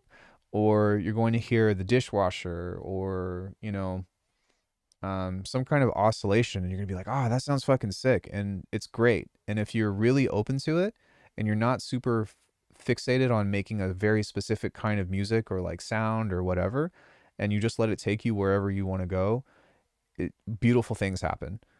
But yeah, you have to practice it, and you have to be willing to manipulate whatever it is that you have and mold it and continue to shape it like clay. But once you have that, guys, like, it is such a helpful tool to writing music and writing hooks, especially if you're doing something more simple like hip hop, or, you know, I don't know, some loop based type beats.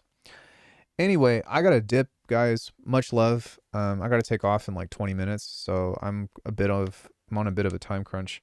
But thank you so much for joining me today. I had a lot of fun, and please like the video, subscribe to the channel, check out alckemy.com if you want to support it. I also do lessons. You can always hit me up on Discord and ask me a question as well. I'm here for you. Times are tough, and don't feel like you got to do everything alone, okay?